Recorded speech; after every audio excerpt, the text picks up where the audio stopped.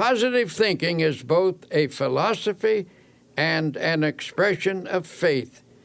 It teaches the cultivation of peace of mind, not as an escape from problems, but as a practical approach to creating a life that is personally and socially worthwhile. The way of life to which this book is a witness is very wonderful. Although the road can be a difficult one, it is also full of hope and victory and even joy. It is my sincere hope that you will take these principles to heart and discover for yourself how the power of positive thinking can truly change your life. The greatest secret for eliminating the inferiority complex, which is another term for profound self-doubt, is to fill your mind to the overflowing with faith. Develop a tremendous faith in God, and that will give you a humble yet soundly realistic faith in yourself. And how do you acquire this dynamic faith? Well, the answer begins with the study of the Scriptures and the use of prayer, lots of prayer. The Scriptures say, according to your faith be it unto you. The bigger your problem, the bigger your prayer should be. Drive your prayers deep into your doubts, into your fears and insecurities. Pray deep, big prayers that have plenty of strength, and you will come up with a powerful and vital faith.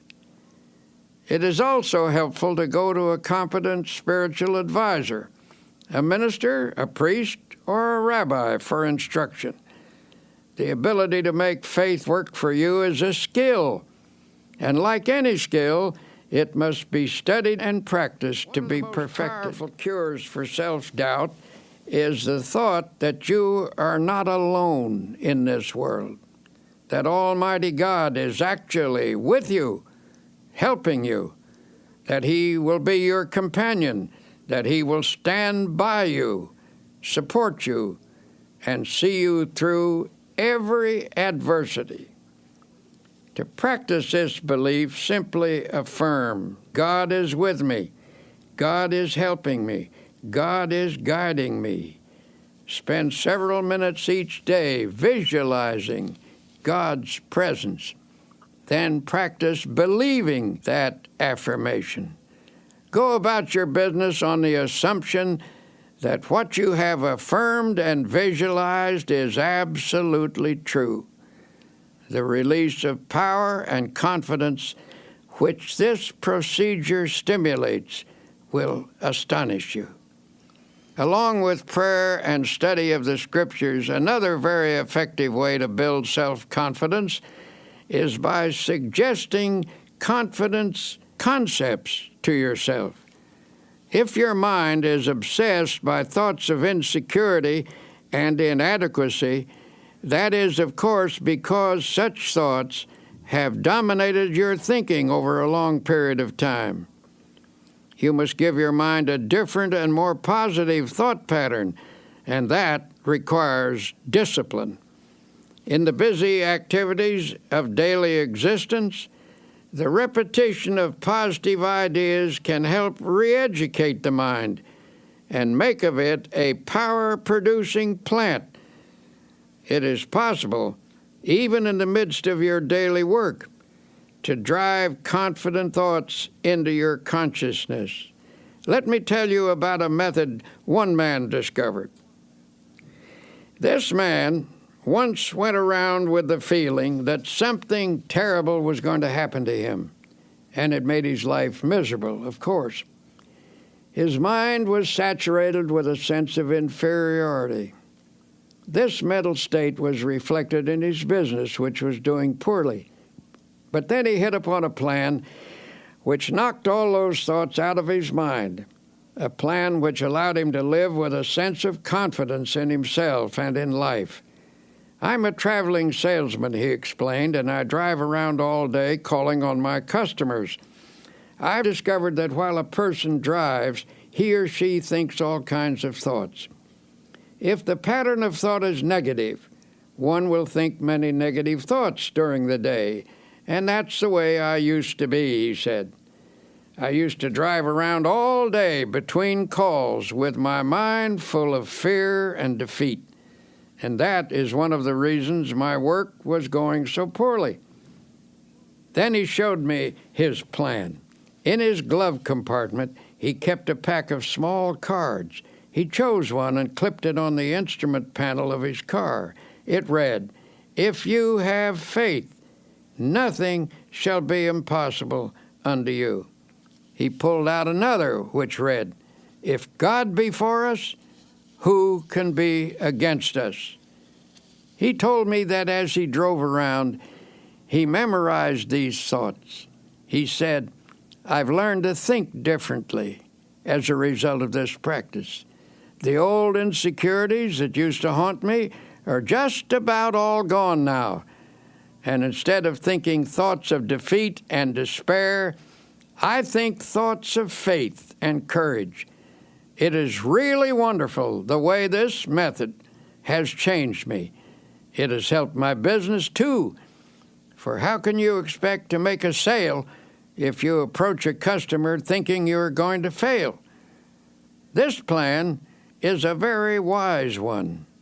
By filling his mind with affirmations of the presence, support, and help of God, this man actually changed his thought processes. He put an end to the domination of his long-held sense of insecurity. His potential powers were set free. Feelings of confidence depend upon the type of thoughts that habitually occupy your mind.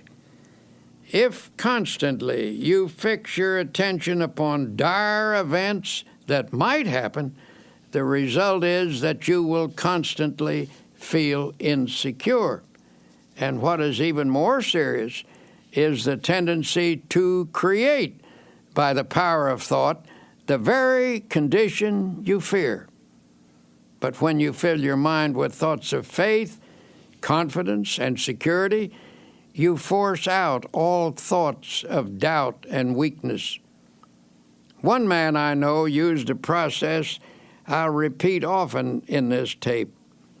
He went through the Bible and underlined every passage about courage and confidence that he could find. He then committed these lines to memory, in effect, cramming his mind full of the healthiest, happiest, and most powerful thoughts in the world.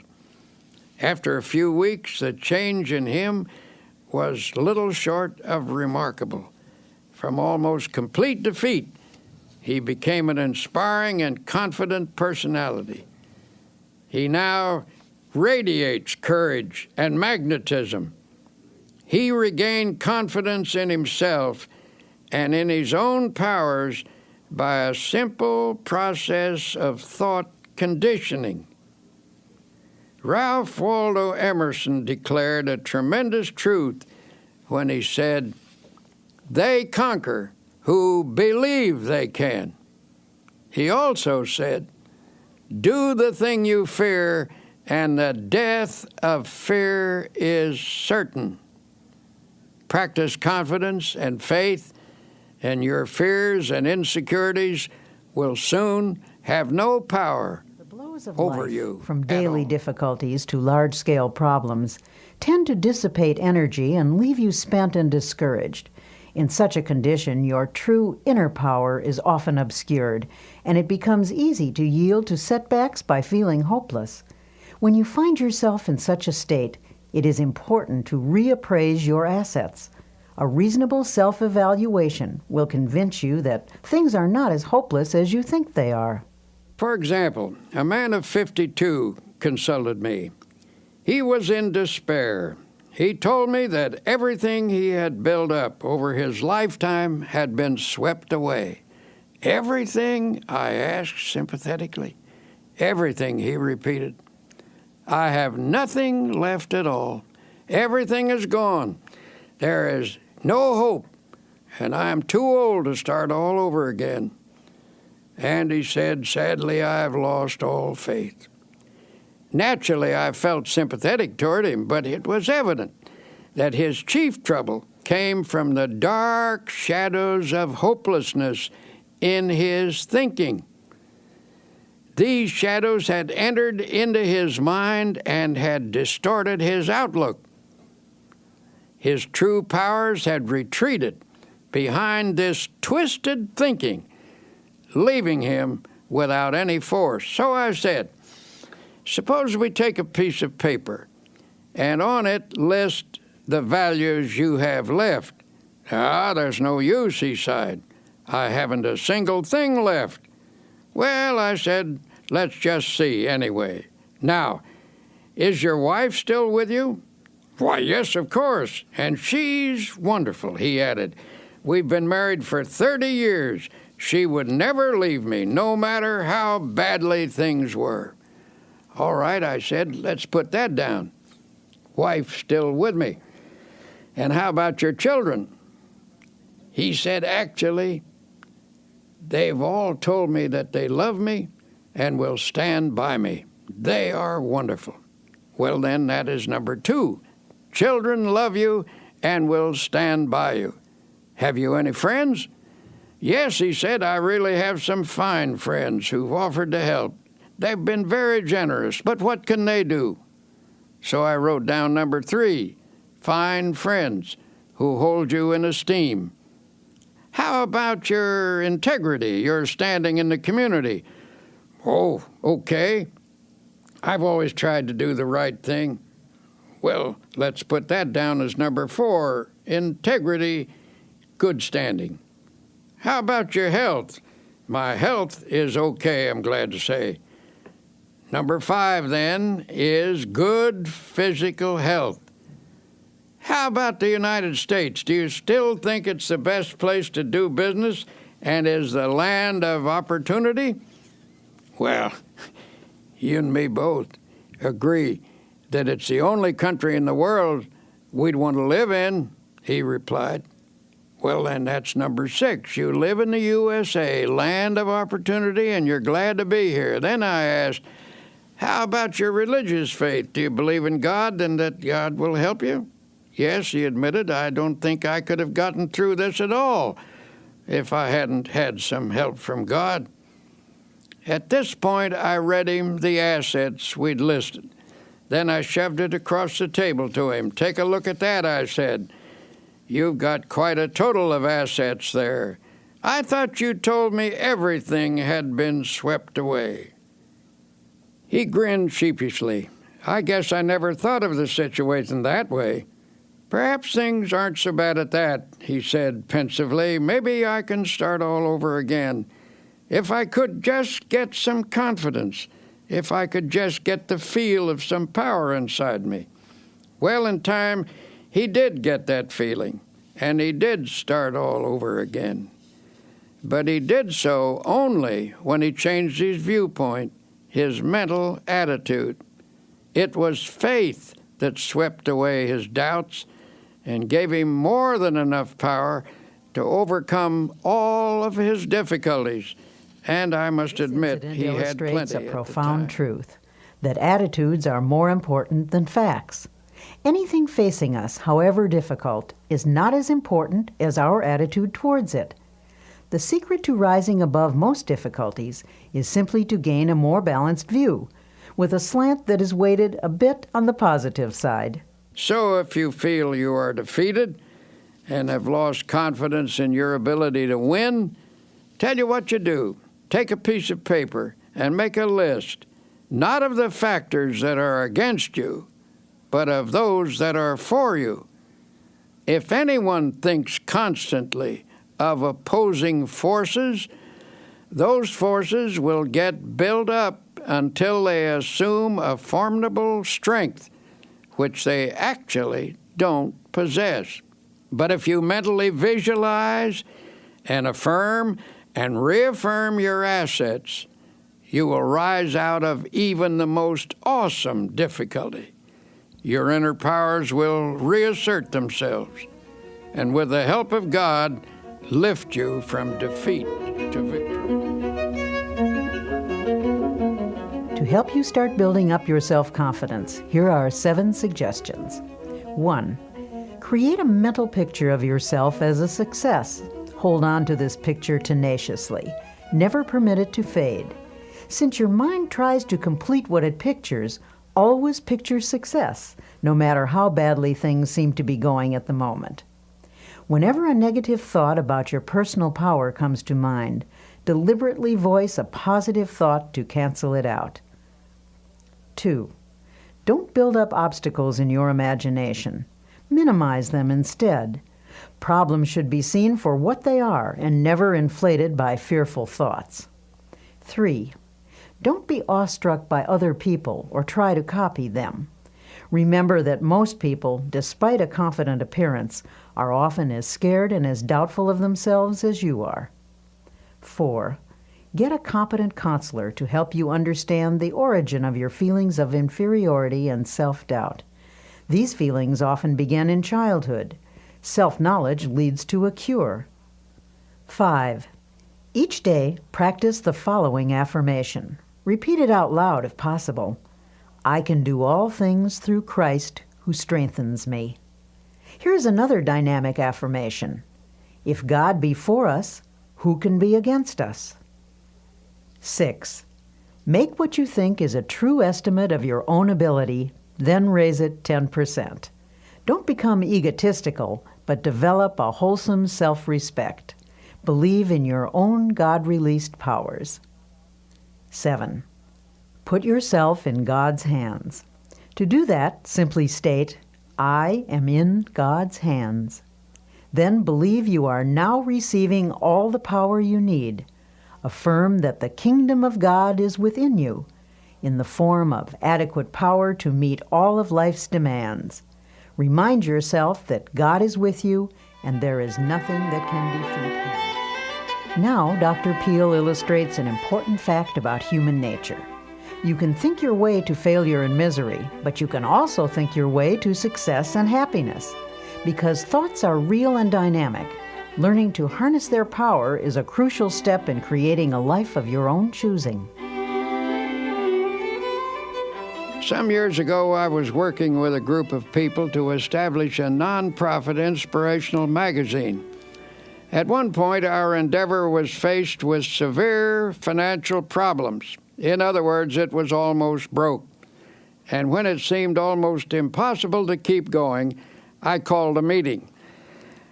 I invited a woman who had once contributed a nice sum to this magazine, hoping that lightning might strike twice in the same place. But this time, she said she would give us something of greater value than money.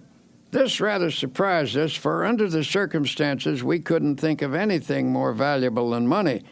When she told us she was going to give us a creative idea, we didn't jump with enthusiasm. All we could think was, how can we pay our bills with an idea? But, as it turned out, an idea is precisely what helped us pay our bills. Every achievement in the world was first initiated as a creative idea. First the idea, then faith in it, then the means of implementing the idea. That is the way success proceeds. This woman continued. Now she said, here is the idea. What is your present trouble? Your trouble is that you lack everything, don't you? You lack money, you lack subscribers, you lack equipment, you lack courage. And why do you suppose you lack everything? Why, simply because you're only thinking about what you lack. You are constantly thinking lack thoughts, and you have thereby created a condition of lack. She told us if you constantly think about what you don't have, you keep creating the conditions that keep you in this state. By emphasizing only what you lack, you've frustrated the creative forces that can get this project really rolling. She said, from the standpoint of doing a lot, you've been working very hard. But you failed to do the one all-important thing that will lend power to all your other efforts. You have not employed positive thinking. To correct the situation, she advised us to reverse the mental process and begin to think, instead of lack, to think prosperity, achievement, and success. She told us, don't hold on to the mental pictures of difficulties and failures. Lift your mind above them and visualize instead powers and achievements. When you elevate your thoughts into the realm of attainment, you look down on your problems rather than up at them, and thus you get a more encouraging viewpoint. Always come up over your problems mentally. Never approach a problem from below. Wise advice, if you ask me. She told us the key was to visualize the solution to our problem. Suddenly she asked, how many subscribers do you need to keep this magazine going? At that time, we had only 40,000 paid subscribers. I thought quickly and said 100,000 would do it. All right, she said confidently. That's not too hard. In fact, that's easy. All you need to do is to visualize 100,000 people being creatively helped by this magazine, and you will have them. In fact, the minute you can see them, image and visualize them in your mind, you already have them. She turned to me and she said, can you see 100,000 subscribers at this minute? Look out there. Look ahead of you in your mind. Can you see them? Well, I wasn't convinced, and I said rather doubtfully, well, maybe so, but they seem pretty dim to me. She seemed a little disappointed in me as she repeated, use your imagination to visualize those 100,000 subscribers. I guess my imagination wasn't working too well because all I could see was the insufficient but actual 40,000 paid subscribers. Then she turned to someone else. Can you see 100,000 subscribers, she asked. I rather doubted that he would either, but this fellow does have a creative imagination, and I noticed by the fascinated look on his face that she had him. He was gazing straight ahead with a look of wonder. When she asked again, do you see the 100,000 subscribers? Yes, he cried eagerly. Yes, I do see them. Electrified, I demanded, where are they? Point them out to me.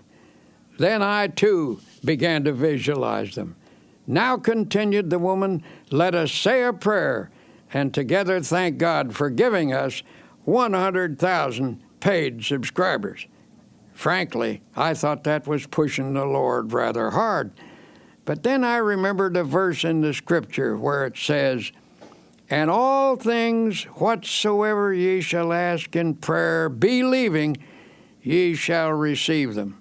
That means that when you pray for something, visualize what you pray for, believe that if it is God's will and is not selfishly sought after, then it is at that moment given to you.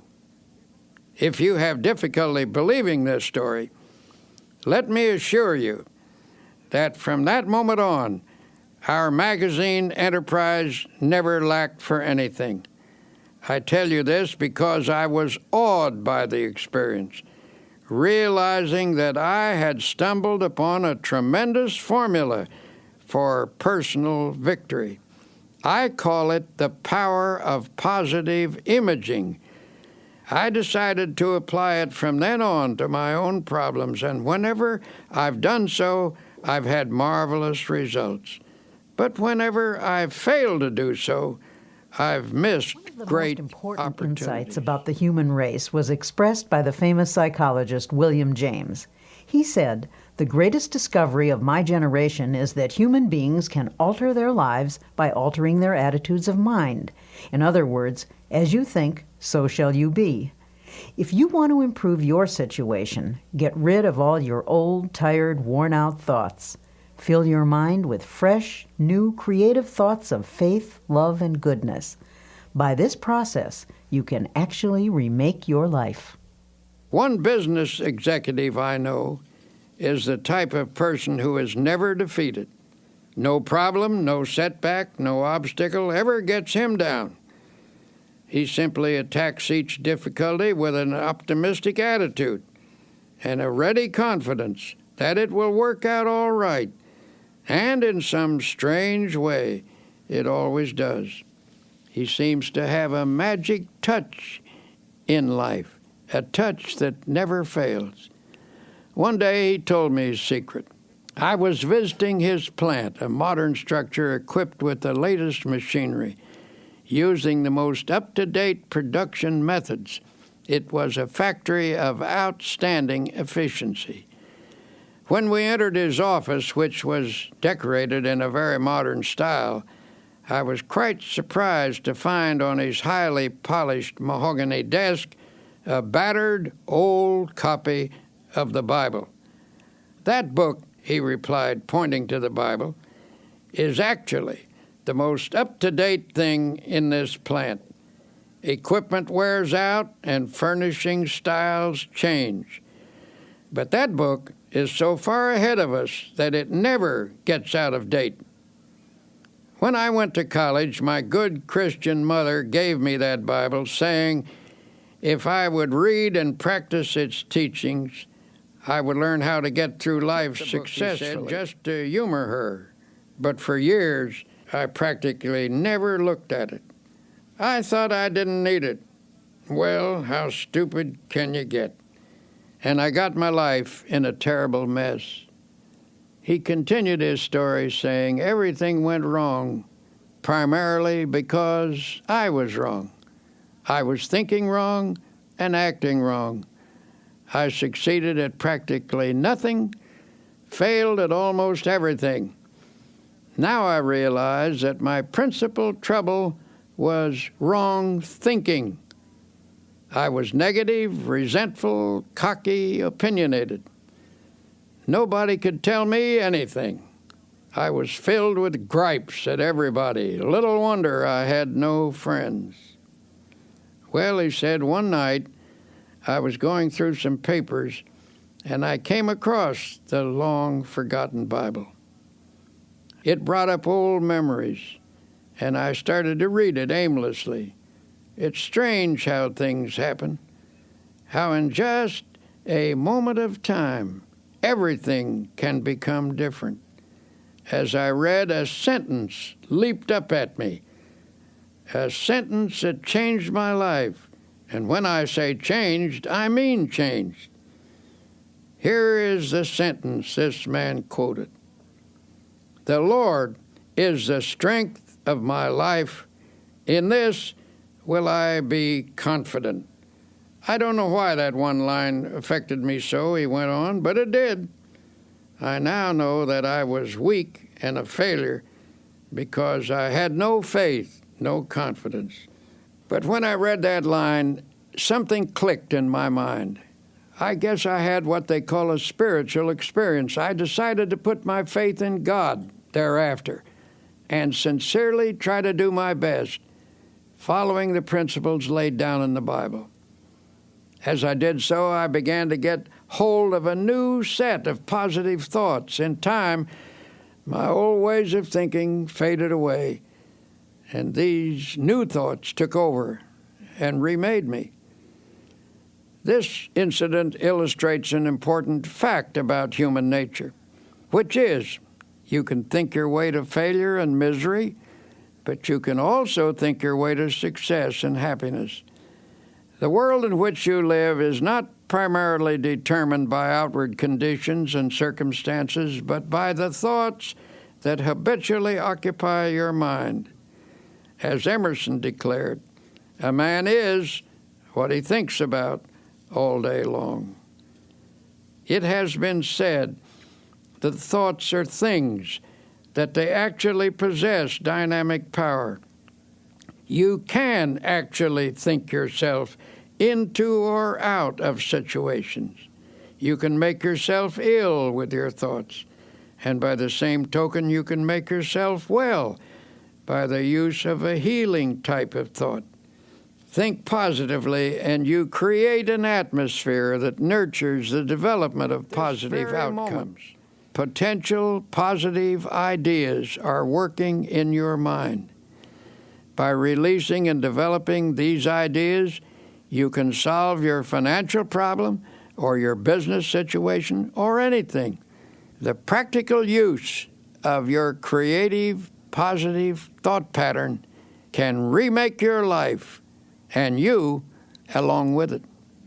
There was a time when I acquiesced in the silly idea that there is no relationship between faith and prosperity, that when one talked about religion, it should never be related to achievement, that it dealt only with ethics and morals or social values. But I came to realize that such a viewpoint limits the power of God and the development of the individual. Christianity teaches that there is a tremendous power in the universe, and that this power can and does dwell in personality. It is a power that can blast out all defeat and lift a person above every difficult situation. We have seen the demonstration of atomic energy. We know that astonishing and enormous energy exists in the universe. This same force of energy resides in the human mind. Nothing on earth is greater than the human mind in potential power. The average individual is capable of much greater achievement than he or she has ever realized.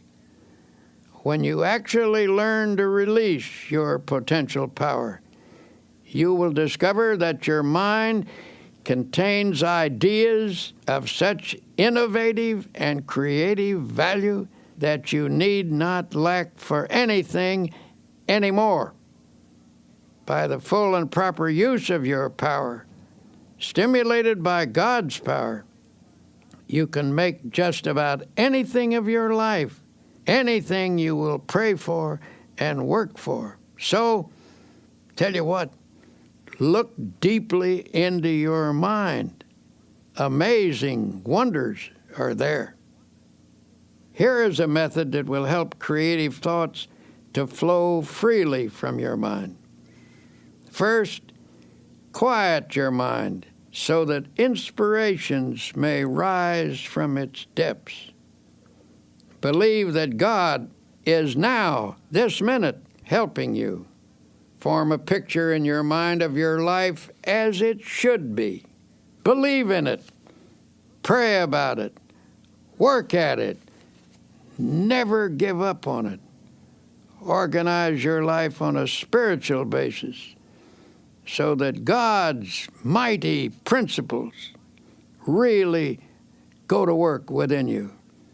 You will find that here is one of the greatest laws in the universe, and it's stated in 3 words: believe and succeed.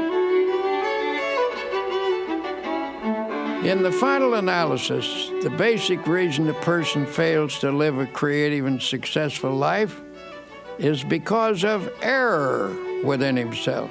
His thinking is wrong.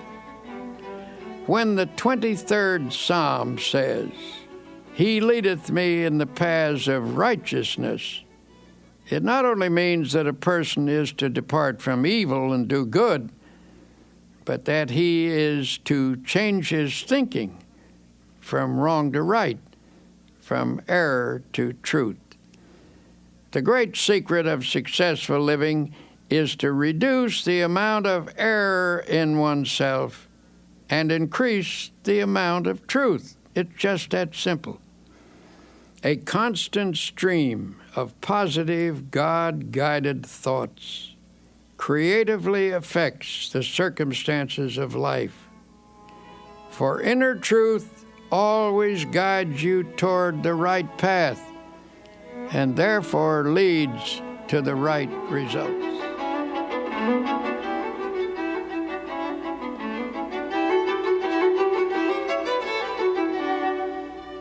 Here are some practical suggestions for changing your mental attitude from negative to positive. Such a change will release the kinds of thoughts that can help you make creative changes in your circumstances. 1.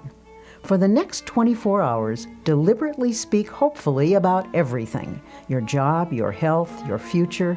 Go out of your way to put optimism in everything you say. 2. After speaking hopefully for 24 hours, continue the practice for 1 week. Then you can permit yourself to be realistic for a day or two.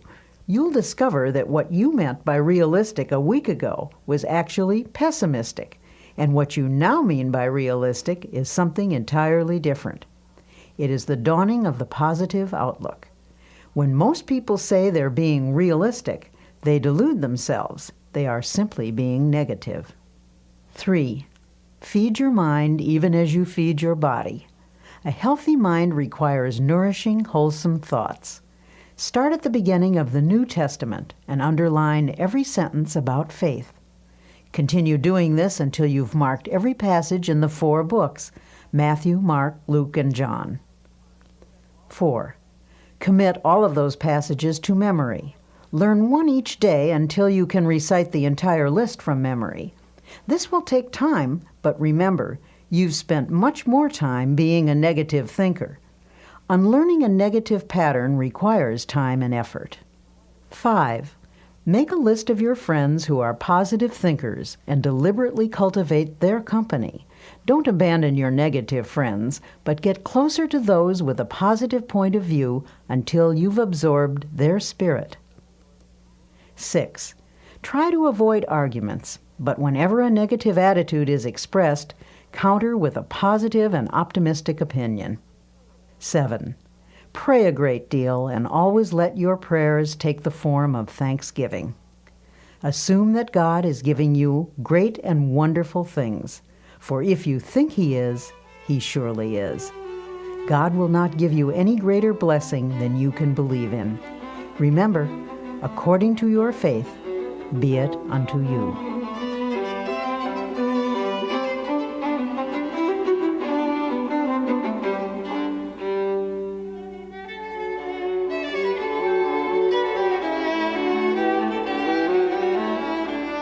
We've all had problems from time to time, and for some of us they've been so large we're tempted to think that no power on earth can save us. You'll see that some people don't look at things that way. They've found there is an answer to every problem. There is a power that can help: prayer. Personally, I believe that prayer is a sending out of vibrations from one person to another and to God. The entire universe is in vibration. The air is filled with vibration. There are vibrations even in the molecules of a table. The reaction between two human beings is in vibration. When you send out a prayer for another person, you are activating the forces of a spiritual universe. You transmit from yourself to another person a sense of love, helpfulness, support, a sympathetic, powerful understanding. In this process, you awaken the creative vibrations through which God brings to pass the good things you pray for. Prayer power is a manifestation of energy. Just as there are scientific techniques for the release of atomic energy, so are there procedures for the release of spiritual energy through prayer. Tension and other related troubles can result from a lack of inner harmony, but it is remarkable how prayer restores the harmonious functioning of body and soul. It appears that even the aging process can be held in check by prayer. You need not lose your vital energy or become weak and listless just because of accumulating years. nor is it necessary for your spirit to sag or become dull. Prayer can actually freshen you up every evening and send you out renewed every morning. And of course, if prayer is driven deeply into your subconscious, you can receive guidance in problems. If you haven't experienced this power, perhaps you need to learn some new techniques of prayer. It is important to realize that you're dealing with the most tremendous power in the world when you pray. The process that most effectively opens your mind to God. Any method which stimulates the flow of God's power into your mind is highly creative. If you've been praying in a certain manner, even if it's brought blessings, which it doubtless has, perhaps you can pray even more profitably by varying the pattern and by experimenting with fresh prayer formulas. One man I know opened a small business in New York City a number of years ago. He characterized his first establishment as a little hole in the wall.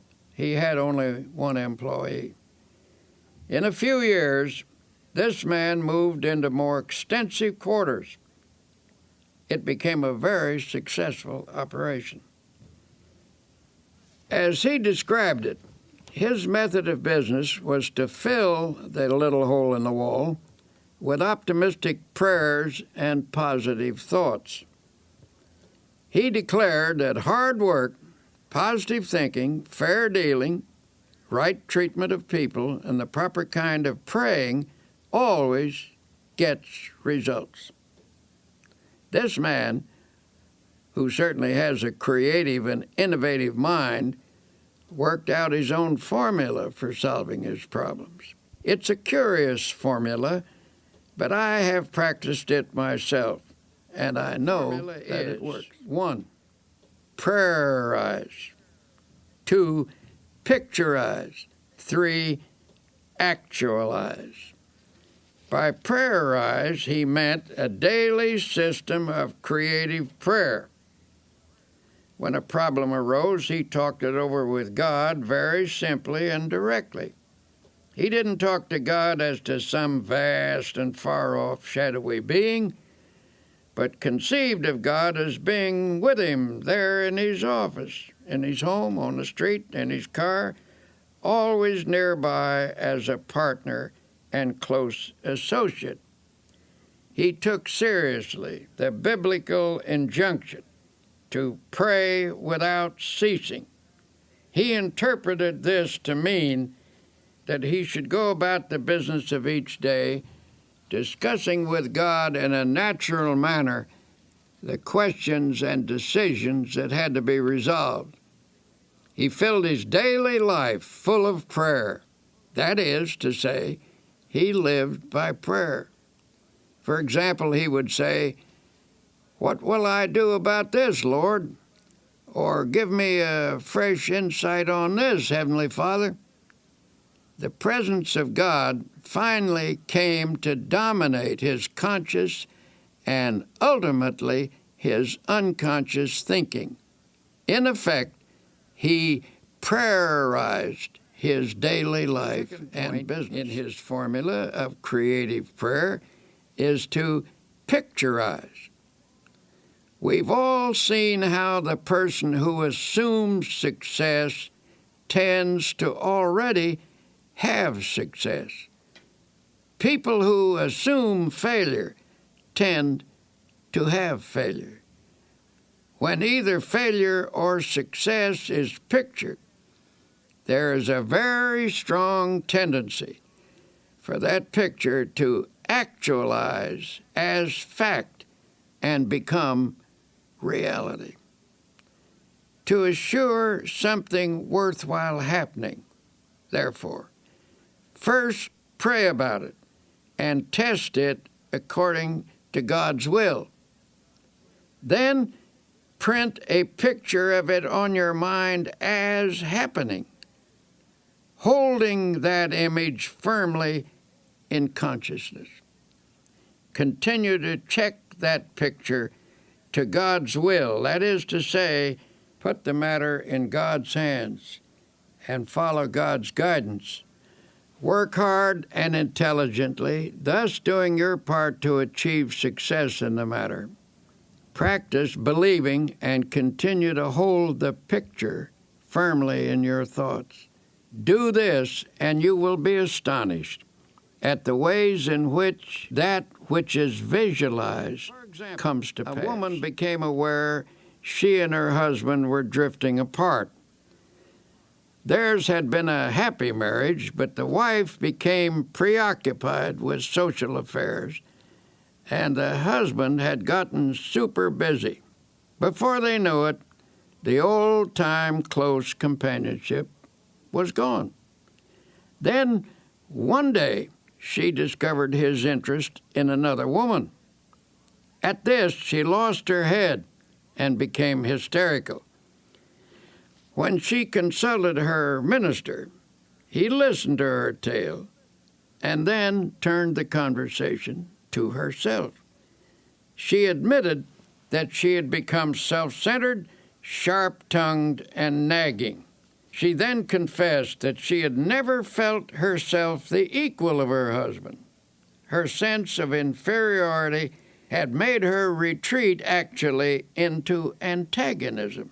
The minister suggested that she create an image of herself as capable and attractive. He whimsically told her that God runs a beauty parlor and that faith techniques could put beauty on a person's face and charm and ease in their manner. He gave her instruction in how to pray and how to spiritually picturize. He also advised her to hold a mental image of the goodness of her husband and of being once again in harmony and companionship with him. She was to hold this picture tenaciously with faith. Soon after this, her husband informed her that he wanted a divorce. She had conquered herself enough by now to receive this request with calmness. She replied that she was willing if he wanted it, but suggested they defer the decision for 90 days. If he still wanted a divorce at the end of this period, she would cooperate with him. Night after night he went out, and night after night she sat at home. But now she pictured him as seated in his old chair. She painted an image of him there, comfortably reading as in the old days. She visualized him puttering around the house, painting and fixing things as he used to do. She visualized the two of them playing golf together and taking hikes as they once did. She maintained this picture with steady faith, and one night, what do you know? There he actually sat in his old chair. She looked twice to be sure that it was the reality rather than the picturization, but perhaps a picturization is a reality, for at any rate, the actual man was actually there. After that night, he still went out occasionally, but more and more frequently, he sat in his chair. Then he began to read to her, as in the old days. Finally, one sunny Saturday afternoon, he asked, "What do you say to a game of golf?" The days went by pleasantly until she realized that the 90th day had arrived. That evening she said quietly, "Bill, this is the 90th day." "What do you mean?" he asked, puzzled. "The 90th day. Why, don't you remember? We agreed to wait 90 days to settle that divorce matter, and this is the day." He looked at her for a moment, and then, hidden behind his paper, He casually turned a page and said, "Don't be silly. I couldn't possibly get along without you. Where did you get the idea I would ever leave you?" The New Testament says the kingdom of God is within you. It is informing us that God has provided us with all the potential abilities we need. It is up to us to tap and develop those powers. A man I know is the chief of 4 executives in a successful company. At regular intervals, these men have idea sessions. The purpose of these meetings is to tap all the creative ideas lurking in the minds of any of the 4. For this session, they use a room without telephones, buzzers, or other usual office equipment. Before starting this session, the group spends 10 minutes in silent prayer and meditation. They conceive of God as creatively at work in their minds. Each prays and meditates silently in his own way. Following the quiet period, all start talking, pouring out ideas that have come to their minds. Memos of the ideas are written on cards and thrown on the table.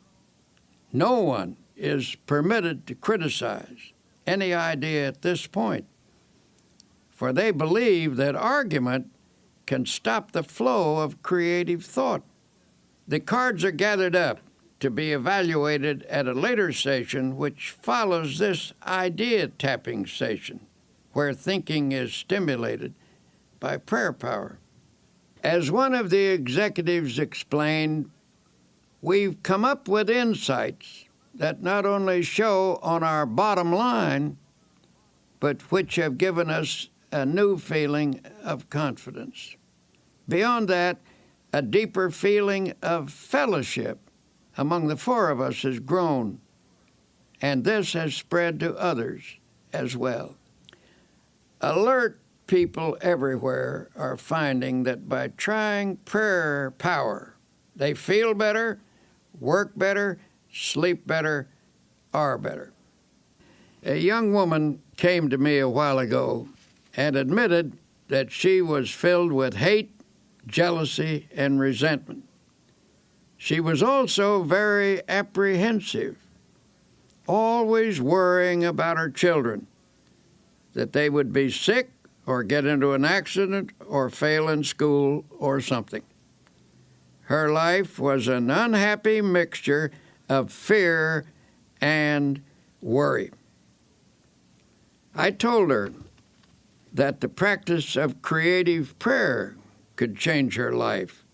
I suggested that she pray every day at the time the children were coming home from school and make her prayers an affirmation of God's protective care. Doubtful at first, she became a most enthusiastic practitioner of prayer. Here's what she wrote to me. My greatest progress dates from the time you told me that every day is a good day if you pray.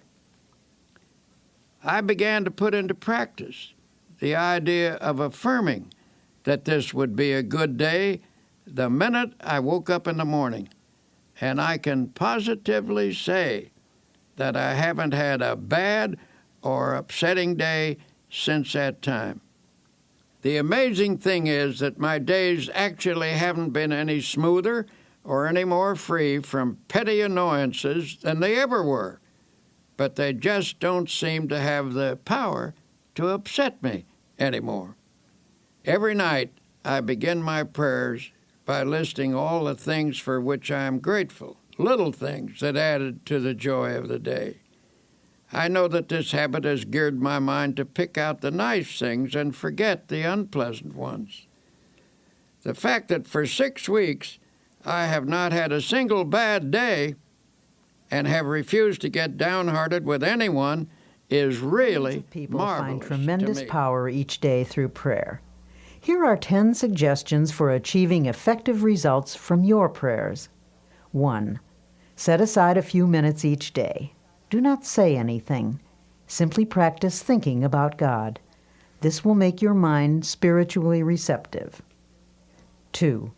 Pray out loud using simple, natural words. Tell God anything that's on your mind. Talk to God in your own language. 3. Pray as you go about the business of the day, on the subway or bus or at your desk. Begin by closing your eyes to shut out the world and concentrate briefly on God's presence. 4. Don't always ask for something when you pray, but instead affirm that God's blessings are being given and spend most of your prayers offering thanks. 5. Pray with the belief that sincere prayers can reach out and surround your loved ones with God's love and protection. 6. Never use a negative thought in prayer. Only positive thoughts get results. 7. Always express willingness to accept God's will. Ask for what you want, but be open to take what God gives you. It may be better than what you ask for. 8. Practice the attitude of putting everything into God's hands. Ask for the ability to do your best and then leave the results confidently to God. 9. Pray for people you do not like or who have mistreated you. Resentment is the first obstacle to spiritual power. 10. Make a list of people for whom to pray. The more you pray for others, especially those not connected with you, the more the good results of prayer will come back to you.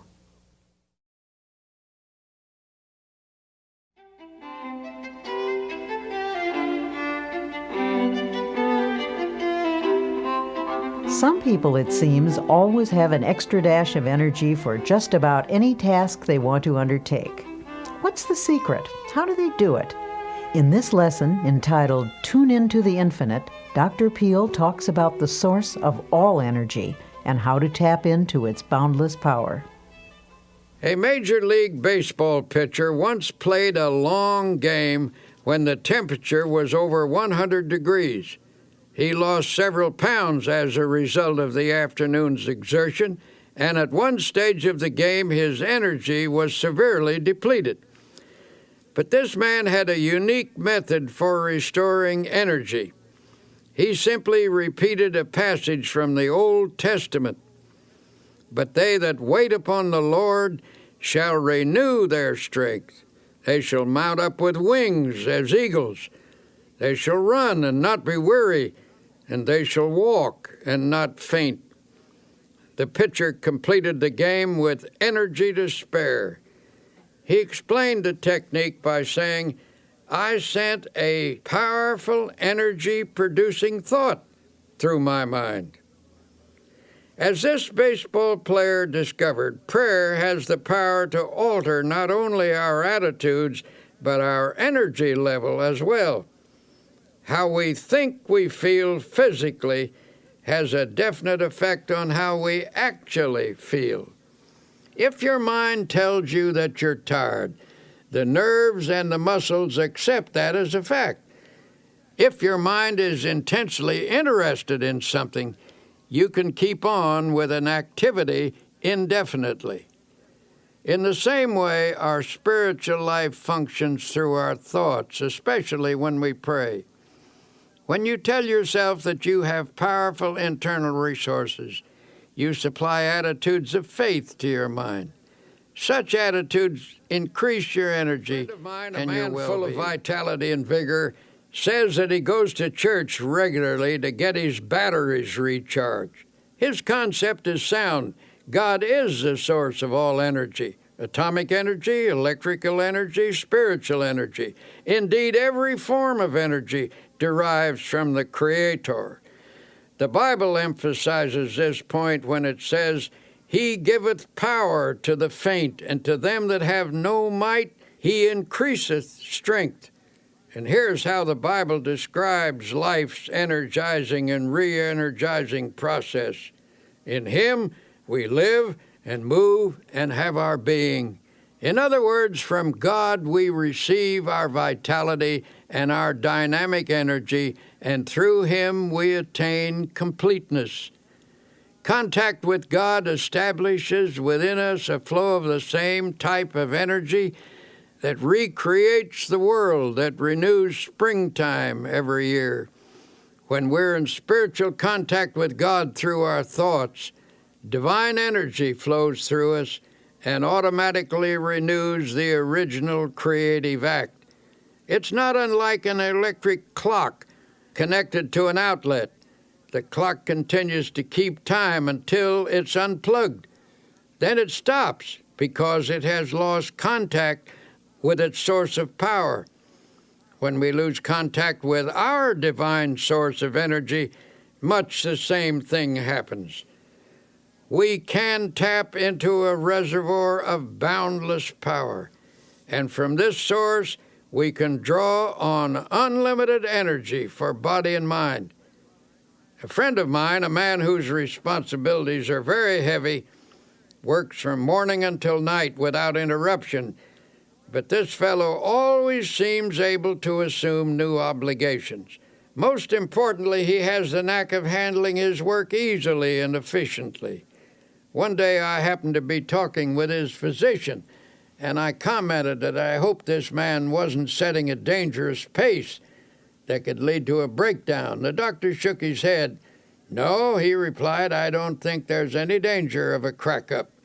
The reason is that he's a thoroughly well-organized individual with no energy leaks in his makeup. He handles things with easy power and carries burdens without strain. He never wastes an ounce of energy. Every effort is applied with maximum force." When asked to account for this seemingly boundless energy and efficiency, the physician stated, "He's emotionally well integrated, and what's more important, he is a soundly religious person. His religion provides him with a workable mechanism for preventing energy leaks.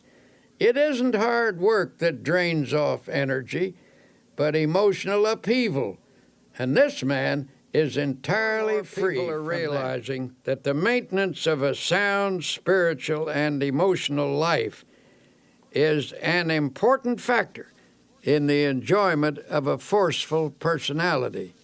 If proper attention is given to the spirit and the emotions, energy will be conserved. But if emotional reactions are not kept in balance, you will begin to see a drain on your vital force. When body, mind, and spirit work harmoniously, there is a natural and continuous replacement of necessary energy.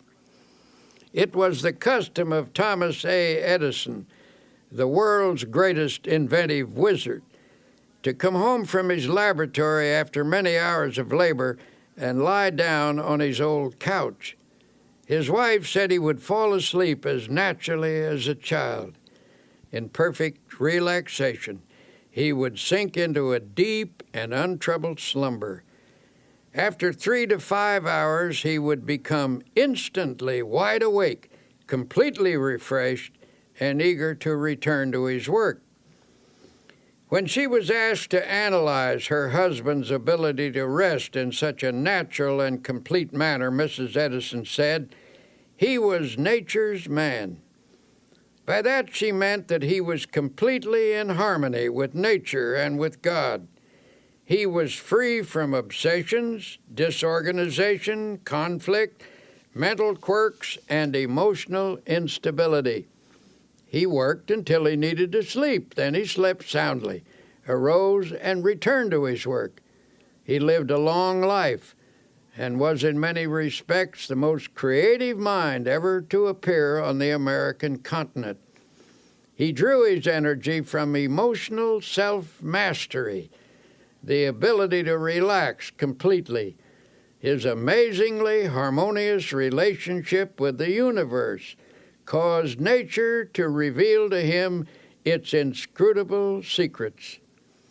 Every great personality I have ever known, and I have known many, who has demonstrated the capacity for prodigious work, has been a person in tune with the infinite.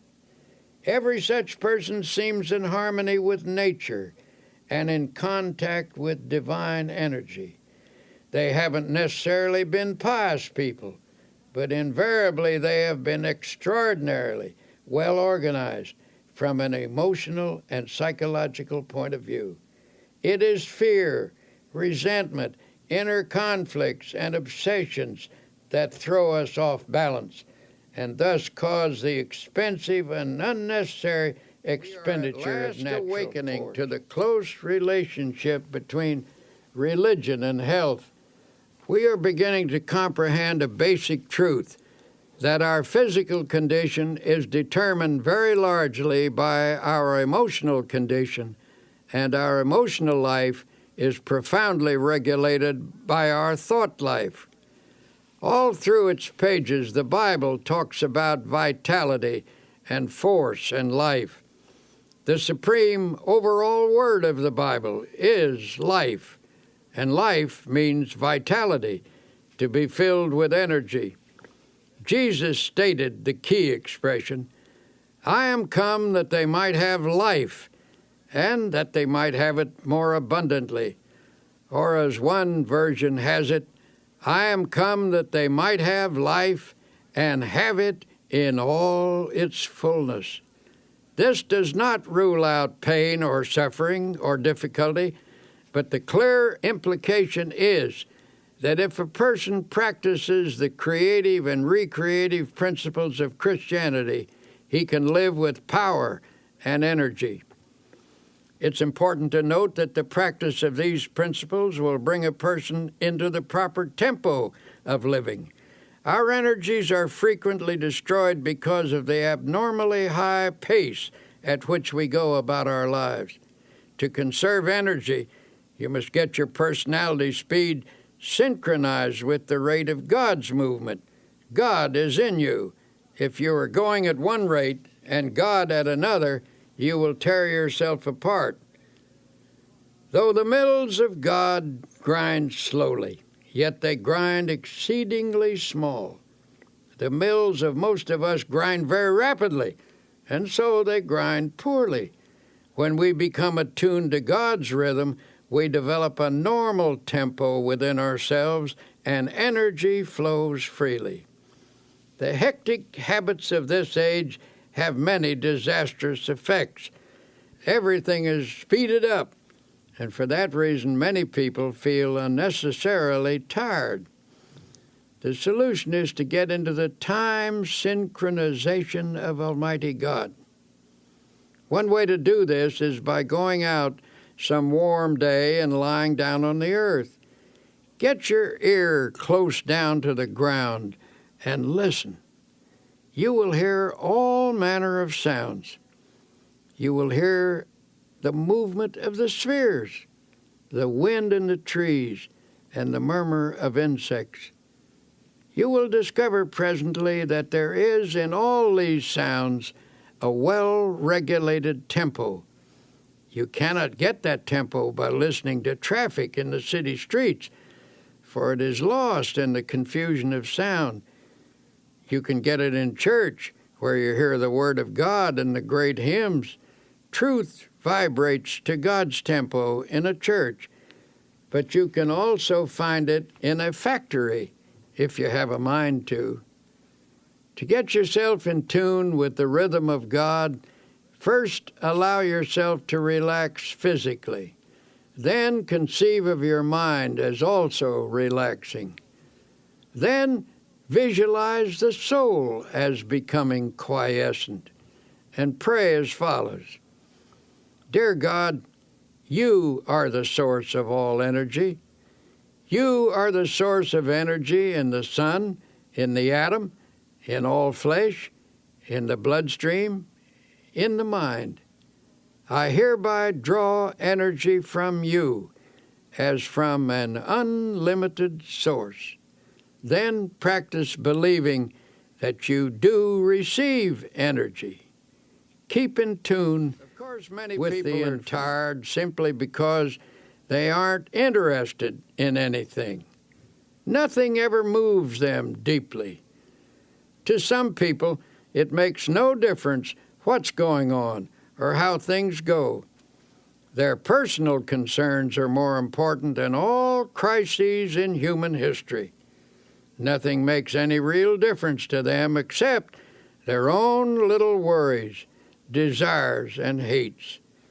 They wear themselves out by stewing about a lot of inconsequential things that amount to nothing.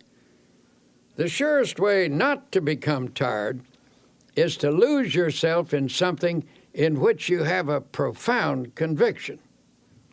A famous statesman finished his 7th speech of the day and still had energy to spare. I asked him why he wasn't tired, and he said, "I believe absolutely in everything I said in those speeches. I'm enthusiastic about my convictions." And that's the secret. He was on fire for something. He was pouring himself out, and you never lose energy and vitality in so doing. You only lose energy when life becomes dull in your mind. When you're doing nothing, your mind gets bored, and then you feel tired. But you don't have to be tired. Get interested in something. Get absolutely enthralled in something. Throw yourself into it with abandon. Get out of yourself. Be somebody. Do something. Don't sit around moaning about things, reading the paper, saying, "Why don't they do something?" The person who is out doing something isn't tired. The more you get absorbed in something bigger than yourself, the more energy you will have. You won't have time to think about yourself and get bogged down in your emotional difficulties. Another frequent cause of diminishing energy is staleness. The pressure, monotony, and unceasing continuity of responsibilities dull the freshness of mind which a person must have to approach his work successfully. During such dry periods, you have to expend much more energy to do with difficulty what you once did with comparative ease. A solution for this state of mind was employed by a businessman, the president of the board of trustees of a certain university. A professor who had once been outstanding and extraordinarily popular began to slip in teaching ability and in the power to stimulate his students. It was the verdict of the students, as well as the private opinion of the trustees, that this teacher must either recover his former teaching abilities or it would be necessary to replace him. The professor was told that the Board of Trustees was giving him a 6 months leave of absence with all expenses paid and with full salary. There was only one stipulation, that he go away to a place of rest and give himself over to gaining a complete renewal of strength and energy. The board invited him to use a cabin which he himself owned in a wilderness setting and made the curious suggestion that he take no books except one, the Bible.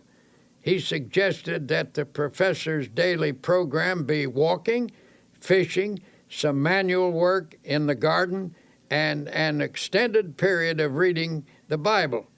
He encouraged the professor to memorize as many passages as possible in order to saturate his mind with the great words and ideas which the book contains. He said, "I believe that if you spend 6 months outdoors chopping wood, digging in the soil, reading the Bible, and fishing in deep lakes, you will become a new man." The professor agreed to this unique proposal. His adjustment to this radically different mode of life was an easier one than he or anyone who knew him expected. In fact, he was surprised to find that he actually liked it. After he became accustomed to active outdoor living, he discovered it had an immense appeal for him.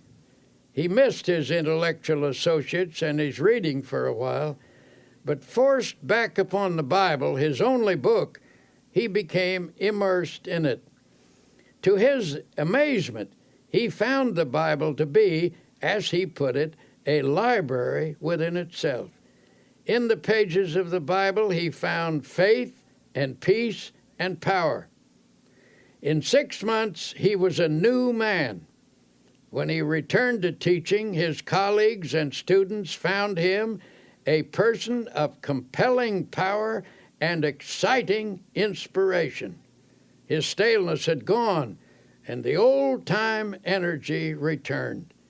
The spiritual retreat caused his power to surge again and renewed his zest for living. Here are a few suggestions for increasing your energy and vitality. 1. Remember, how you think you feel physically has a definite effect on how you actually feel. Tell yourself frequently that you have powerful internal resources. 2. God is the source of all energy. To tap into this boundless reservoir, repeat this affirmation: He giveth power to the faint, and to them that have no might, He increases strength. 3. Try to stay in harmony with nature and in contact with divine energy. People who are free of fear, resentment, inner conflicts, and obsessions have an abundance of energy because they don't waste their precious emotional resources. 4. Get interested in something. People frequently feel tired because they aren't on fire for something outside their own small circle of interests. 5. Rejuvenate your spirit by taking yourself away from daily routines. Take along a Bible as your companion.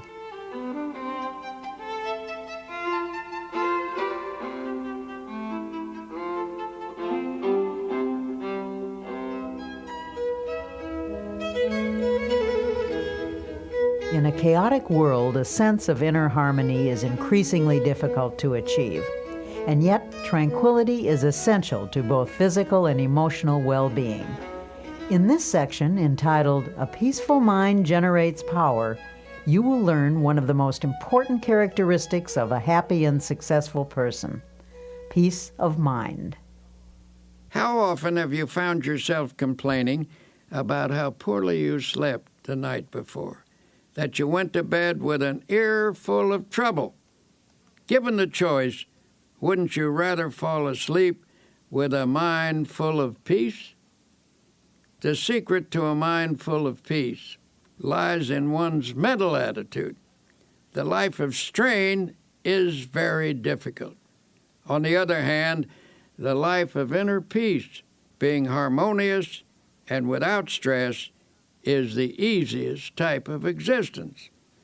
It is a life which accepts God's gift of peace and embraces the attitude of relaxed trust in Him. The first technique recommended is to practice emptying the mind. I cannot emphasize enough the importance of a frequent mental catharsis. This means clearing the mind of fears, hates, insecurities, regrets, and guilt. The mere attempt to empty the mind tends to give relief. Haven't you ever experienced a welcome sense of release when you've poured out your troubles to somebody you can trust? One effective method for doing this is the daily practice of silence. Everyone should insist upon at least 15 minutes of absolute silence every day. Go alone into the quietest place available and sit or lie down. Do not talk, do not write, do not read. Think as little as possible. Conceive of your mind as the surface of a body of water and see how nearly quiet you can make it so that there isn't even a ripple. When you've attained a quiescent state, begin to listen for the deeper sounds of harmony and beauty and of God that are to be found in the essence of silence. I was once conducting a religious service on an ocean liner on a voyage to Hawaii. In the course of my talk, I suggested that people who were carrying worries in their minds go to the stern of the vessel and imaginatively take each anxious thought out and drop it into the ocean and watch it disappear in the wake of the ship. It seemed an almost childlike suggestion, but a man who had quite a no-nonsense manner came to me later that day and said, "You know something? Every evening at sunset, as long as this voyage lasts, I'm going to drop all my worries overboard until I develop the ability to cast them entirely out of my consciousness at will. Every day I shall watch them disappear in the great ocean of time." Doesn't the Bible say something about forgetting those things that are behind? Of course, just emptying the mind is not enough. To prevent those old unhappy thoughts from sneaking in again, you must refill the mind immediately with creative and healthy thoughts. These happy thoughts will stand guard when the old fears, hates, and worries that used to haunt you try to edge back in again. At intervals during the day, practice thinking a carefully selected series of peaceful thoughts. Let mental pictures of the most peaceful scenes you have ever witnessed pass across your mind. For example, you might see a beautiful valley filled with the hush of evening time as the shadows lengthen and the sun sinks to rest. Or you could recall the silvery light of the moon falling upon rippling waters, or the sea washing gently upon soft shores of sand. Serene images like these will work upon your mind as a healing medicine. You might also practice the techniques of repeating beautiful words out loud. Words have profound suggestive power, and there is healing in the very saying of them. Utter a series of panicky words, and your mind will immediately go into a mild state of nervousness. You will perhaps feel a sinking in the pit of your stomach that soon affects your entire body. If, on the other hand, you speak peaceful, quieting words, your mind will react in a peaceful manner. Use such words as, for example, tranquility. Repeat the word slowly several times. Tranquility is one of the most beautiful and melodic of all English words, and the mere saying of it tends to induce a tranquil state. It is also helpful to use lines from poetry. When peaceful quotations are dropped in the subconscious, they lubricate the mind with peace. Here is one from a 16th century mystic. "Let nothing disturb you. Let nothing frighten you. Everything passes away except God. God alone is sufficient." The words of the Bible have a particularly strong therapeutic value. Drop them into the mind, allowing them to dissolve in consciousness, and they will spread a healing balm over your entire being. For attaining peace of mind, this is one of the simplest things to do, and also one of the most effective. There are other practical ways by which you can develop a serene state of mind. One way is through your conversations. Depending upon the words we use and the tone in which we use them, we can talk ourselves into being nervous high-strung and upset. But by our speech, we can also achieve quiet reactions. Talk peaceful to be peaceful. You see, the words we speak have a direct and definite effect upon our thoughts. So in a group, when the conversation takes an upsetting trend, try injecting peaceful ideas into the talk. Note how it counteracts the tension. A conversation filled with unhappy expectation, at breakfast, for example, often sets the tone of the entire day. On the other hand, if you start each day by affirming peaceful attitudes, your days will tend to be pleasant and successful. Perhaps our lack of inner peace is due in part to the effect of today's increased levels of noise. Research indicates that certain amounts of noise in the place we work, live, or sleep affects the nervous system and reduces efficiency. Contrary to popular belief, it is doubtful if we ever completely adjust to some noises. No matter how familiar a repeated sound becomes, it never passes unheard by the subconscious. Automobile horns, the roar of airplanes, and other strident noises actually result in physical activity during sleep, transmitted to and through the nerves by these sounds, cause muscular movements which keep us from getting a real rest. On the other hand, the practice of silence is healing, soothing, and healthy. The sense of rest that results from the practice of complete silence is of utmost value. Now, there is another factor in the search for inner peace that I must mention.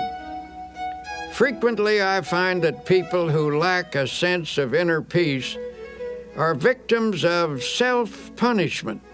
At some time in their life, they've committed a sin and are then haunted by a sense of guilt. Sometimes this type of person has sought divine forgiveness, and the good Lord, we know, always forgives someone who asks him and who means it. However, there is a curious quirk in the human personality that sometimes won't allow an individual to forgive himself. A person like this feels he deserves punishment and is therefore always anticipating punishment. As a result, he lives in constant apprehension that something bad is going to happen. In order to find peace under these circumstances, he feels he must intensify his activity. He thinks that hard work will give him some release from his sense of guilt. A physician told me that a number of cases of nervous breakdown in his practice were linked to such guilt feelings, where the patients unconsciously attempted to compensate by hectic overwork. Then they attributed their breakdown not to a sense of guilt, but to their overworked condition. This doctor told me that such a breakdown needn't happen if only the patient could be released from his guilt.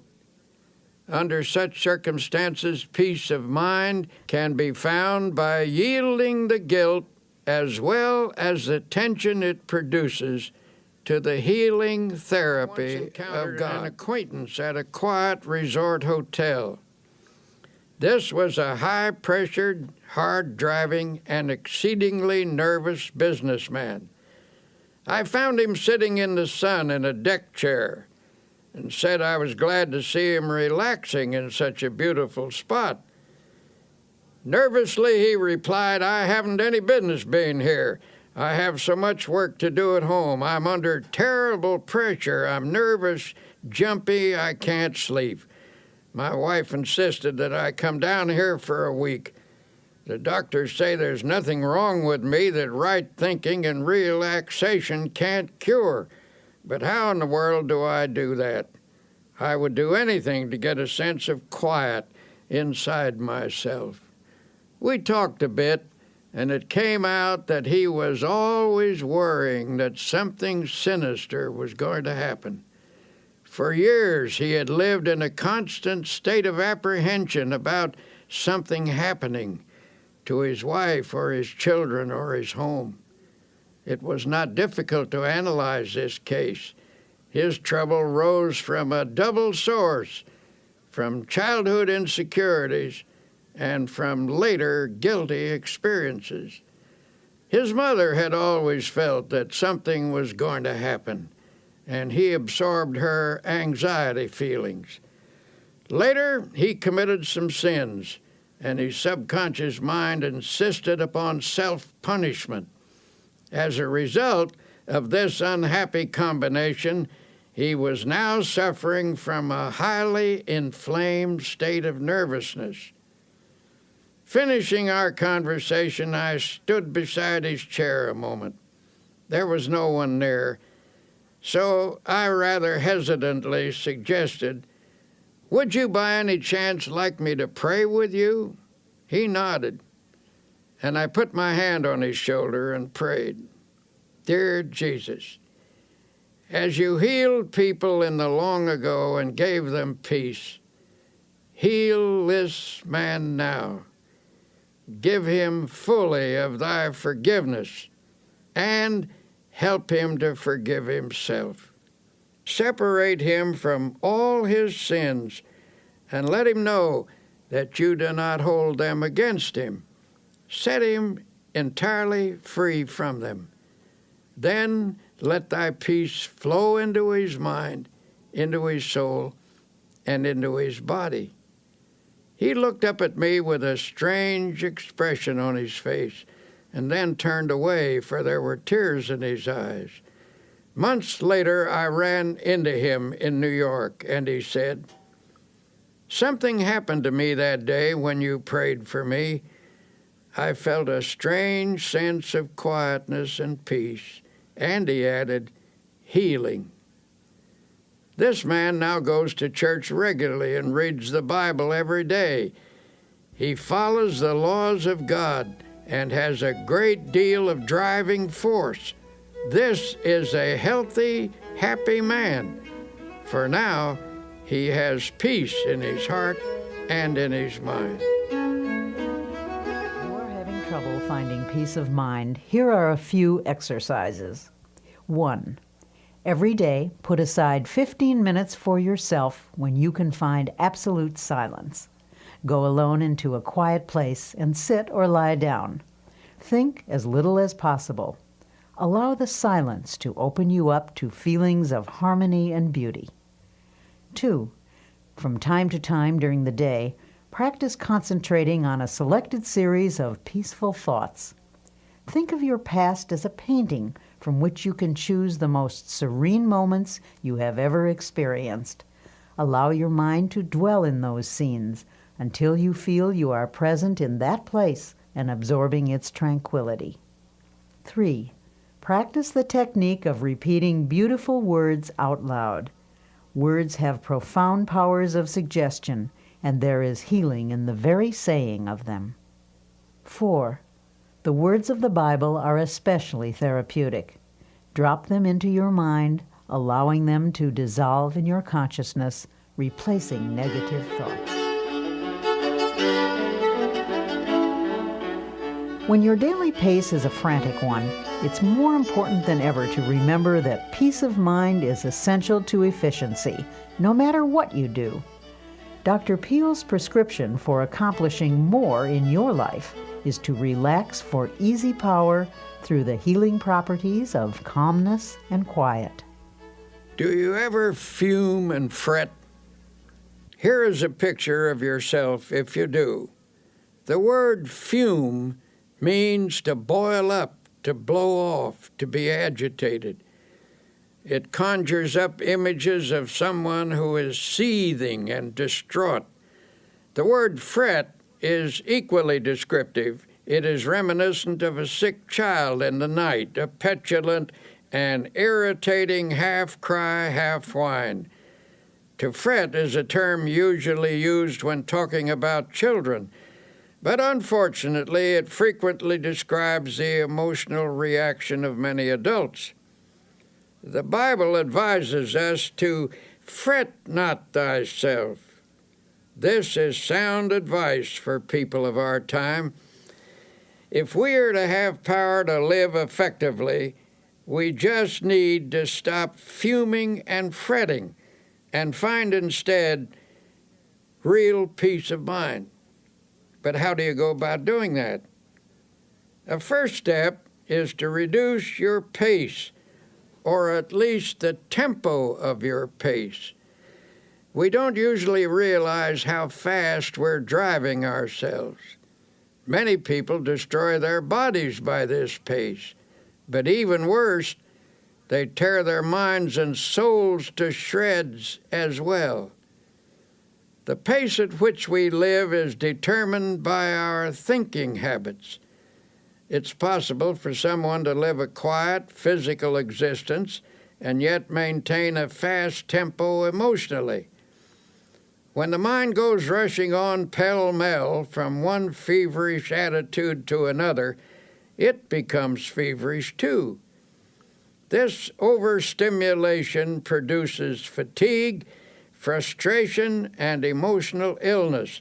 And if this effect is so physically and emotionally pronounced, imagine what it does to that deep inner essence of the personality known as the soul.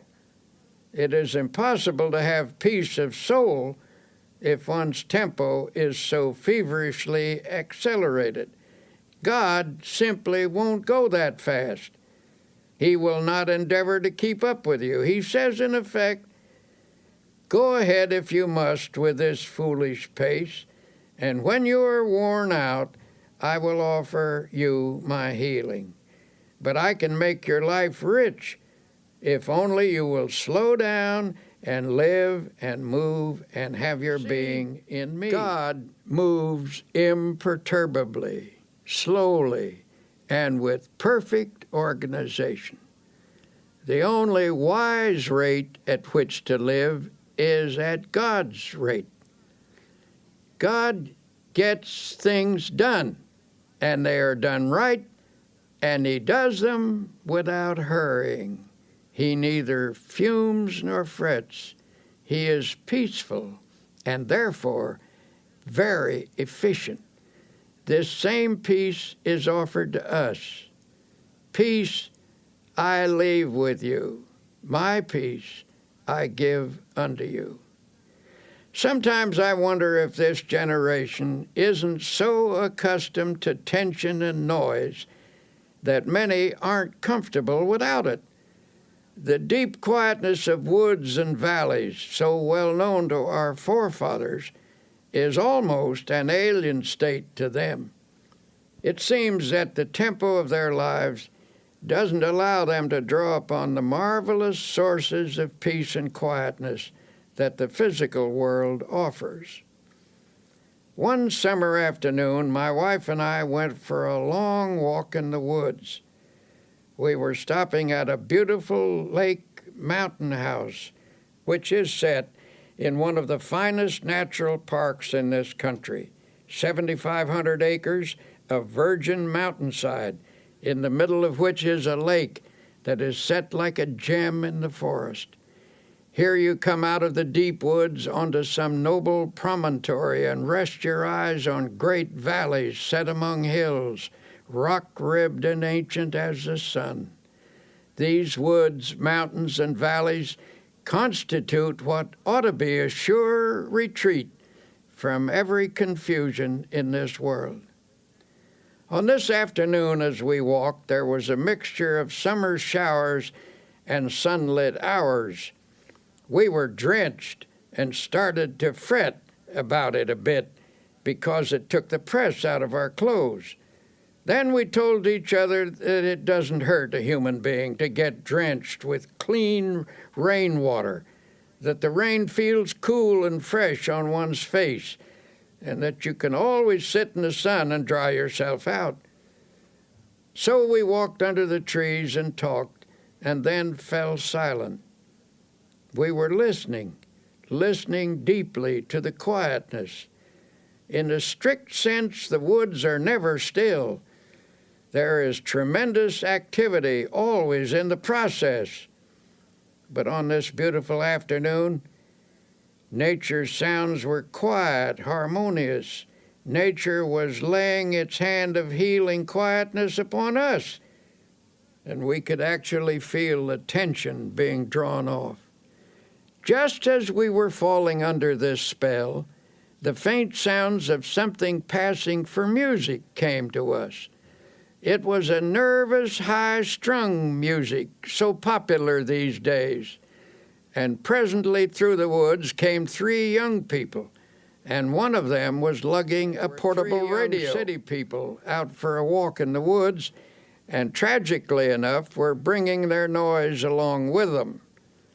They were nice folk, too, for they stopped and we had a pleasant talk with them. It occurred to me to ask them to turn that thing off and listen to the music of the woods. But I didn't feel it was my business to instruct them, and finally they went on their way. We commented on the loss they were incurring, that they could pass through this peacefulness and not give ear to the music that is as old as the world, harmony and melody the like of which man has never equaled, the song of the wind through the trees, the sweet notes of birds singing their hearts out, the whole background of the music of the spheres. Remember the words of Jesus, "Come ye yourselves apart into a desert place and rest a while." Frequently enough, I've had to remind myself to practice this truth. But we must discipline ourselves to quietness if we expect its benefits in our lives. To help reduce the tension that seems to dominate people everywhere, you can start by reducing your pace. To do that, you will need to slow down and quiet down. Do not fume. Do not fret. Practice being peaceful. Practice the peace of God, which passeth all understanding. Then note the quiet sense of power that wells up within you. A physician gave some rather unusual advice to a patient of his, one of those aggressive, go-getter types of businessman. This man had been telling him that he takes his briefcase home with him every night, packed with important work that must get done right away. When the doctor asked if someone else couldn't help him with it, the man snapped, "Nope, I'm the only one who can do it. Everything depends on me." The doctor asked, "If I write a prescription, will you follow it?" This, believe it or not, was the prescription. His patient was to take off 2 hours every working day and go for a long walk. Then he was to take off a half day a week and spend that half day in a cemetery. In astonishment, the patient demanded, "Why should I spend a half day in a cemetery?" "Because," answered the doctor, "I want you to wander around and look at the gravestones of men who are there permanently. I want you to meditate on the fact that many of them are there because they thought, even as you do, that the whole world rested on their shoulders. Meditate on the solemn fact that when you get there permanently, the world will go on just the same. There are times when it is essential to check our headlong pace, and it must be emphasized that the only way to stop is to stop. believe me, I know personally Once went from to a a certain certain city to give a lecture and was met at the plane by a committee. I was rushed to a bookstore where I had an autographing party, and then to another bookstore where another autographing party was held. Then they rushed me to a luncheon. After rushing through the luncheon, I was rushed to a meeting. After the meeting, I was rushed back to the hotel, where I changed my clothes and was rushed back to a reception, where I met several hundred people and drank 3 glasses of fruit punch. Then I was rushed back to the hotel and told I had 20 minutes to dress for dinner. When I was getting dressed, the phone rang and somebody said, "Hurry, hurry, we must rush down to dinner." Excitedly, I chattered, "I will rush right down."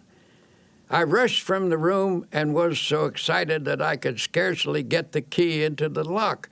Hastily, I checked myself to make sure I was completely dressed and rushed toward the elevator. All of a sudden, I stopped. I was out of breath. I asked myself, just what is this all about? What is the meaning of this ceaseless rush?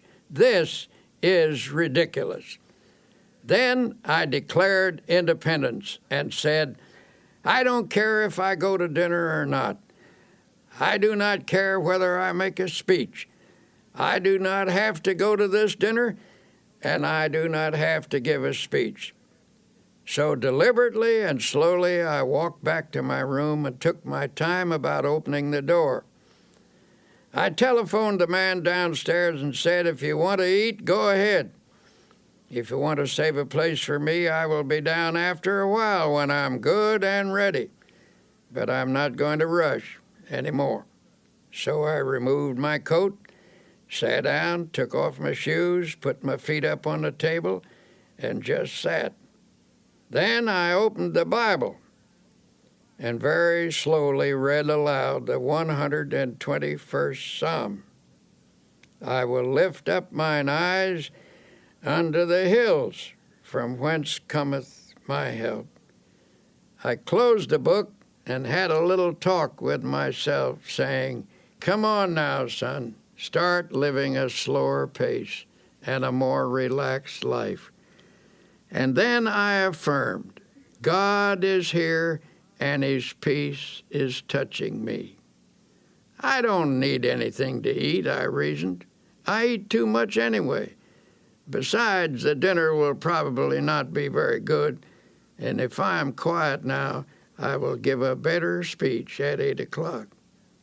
So I sat there resting and praying for a while. I shall never forget the sense of peace and personal mastery I had when I walked out of that room. I had the glorious feeling of having overcome something, of having taken control of myself emotionally. And when I reached the dining room, the others had just finished the first course. All I missed was the soup, which by general consent was no great loss. This incident was an amazing encounter with the healing presence of Almighty God. I gained this experience simply by stopping, by quietly reading the Bible, by sincerely praying, and by thinking some peaceful thoughts for a few moments. To attain emotional control, the daily practice of healing techniques is essential. Emotional control cannot be gained in any magical or easy way. The only sure method is by working at it regularly and by developing creative faith. To develop a calm control, it is necessary to think calmness. For as I've said before, the body responds sensitively to the type of thoughts that pass through the mind. It is also true that the mind can be quieted by first making the body quiet. Don't pace the floor. Don't wring your hands. Don't pound or shout or argue or walk up and down. Don't let yourself get worked up into a dither. In a meeting where a discussion was going on which finally became rather bitter. Tempers were getting frayed, and some of the participants were decidedly on edge. Sharp remarks were exchanged. Suddenly one man got up, took off his coat, opened his collar, and lay down on a couch. Everyone was astonished, and someone asked if he felt ill. "No," he said, "I feel fine. But I'm beginning to get mad. And I've learned that it is difficult to get mad lying down." We all laughed, and the tension was broken. So I urge you to slow down. For whatever you really want will be there when you arrive, if you work toward it without stress, without pressing. If, proceeding under God's guidance and in His smooth and unhurried tempo, it is not there, then it was not supposed to be there. If you miss it, perhaps you should have missed it. Try to develop a normal, natural, God-ordered pace. Practice and preserve mental quiet. Learn the art of letting go of all nervous excitement. To do this, stop at intervals and affirm, "I now relinquish nervous excitement. It is flowing from me now. I am at peace." You have a tendency to fume and fret. Here are some exercises that can help you achieve a more peaceful inner tempo. 1. Sit relaxed in a chair. Yield yourself completely to the chair. Starting with your toes and proceeding to the top of your head, conceive of every part of your body as relaxing. Affirm this relaxed state by saying, "My toes are relaxed, my fingers are relaxed, my facial muscles are relaxed," and so on. 2. Think of your mind as the surface of a lake in a storm, tossed by waves and whipped by the wind. Then imagine the waves subside and the surface placid and smooth. 3. Spend 2 or 3 minutes thinking of the most beautiful and peaceful scenes you have ever beheld. A mountain at sunset, for example, or a deep valley filled with the hush of early morning, or a woods at noonday, or moonlight upon rippling waters. In your memory, relive these scenes. 4. Make a mental list of times in your life when you've been conscious of God's watchful care.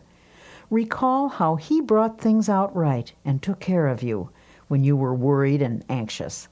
Then recite aloud this line from an old hymn: "So long thy power hath kept me, sure it still will lead me on." 5. Repeat the following quotation, which has a great power to relax and quiet the mind.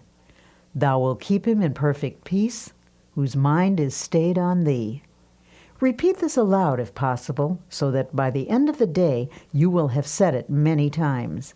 Conceive of these words as active, vital substances that permeate your mind and send a healing balm to every area of your heart and mind.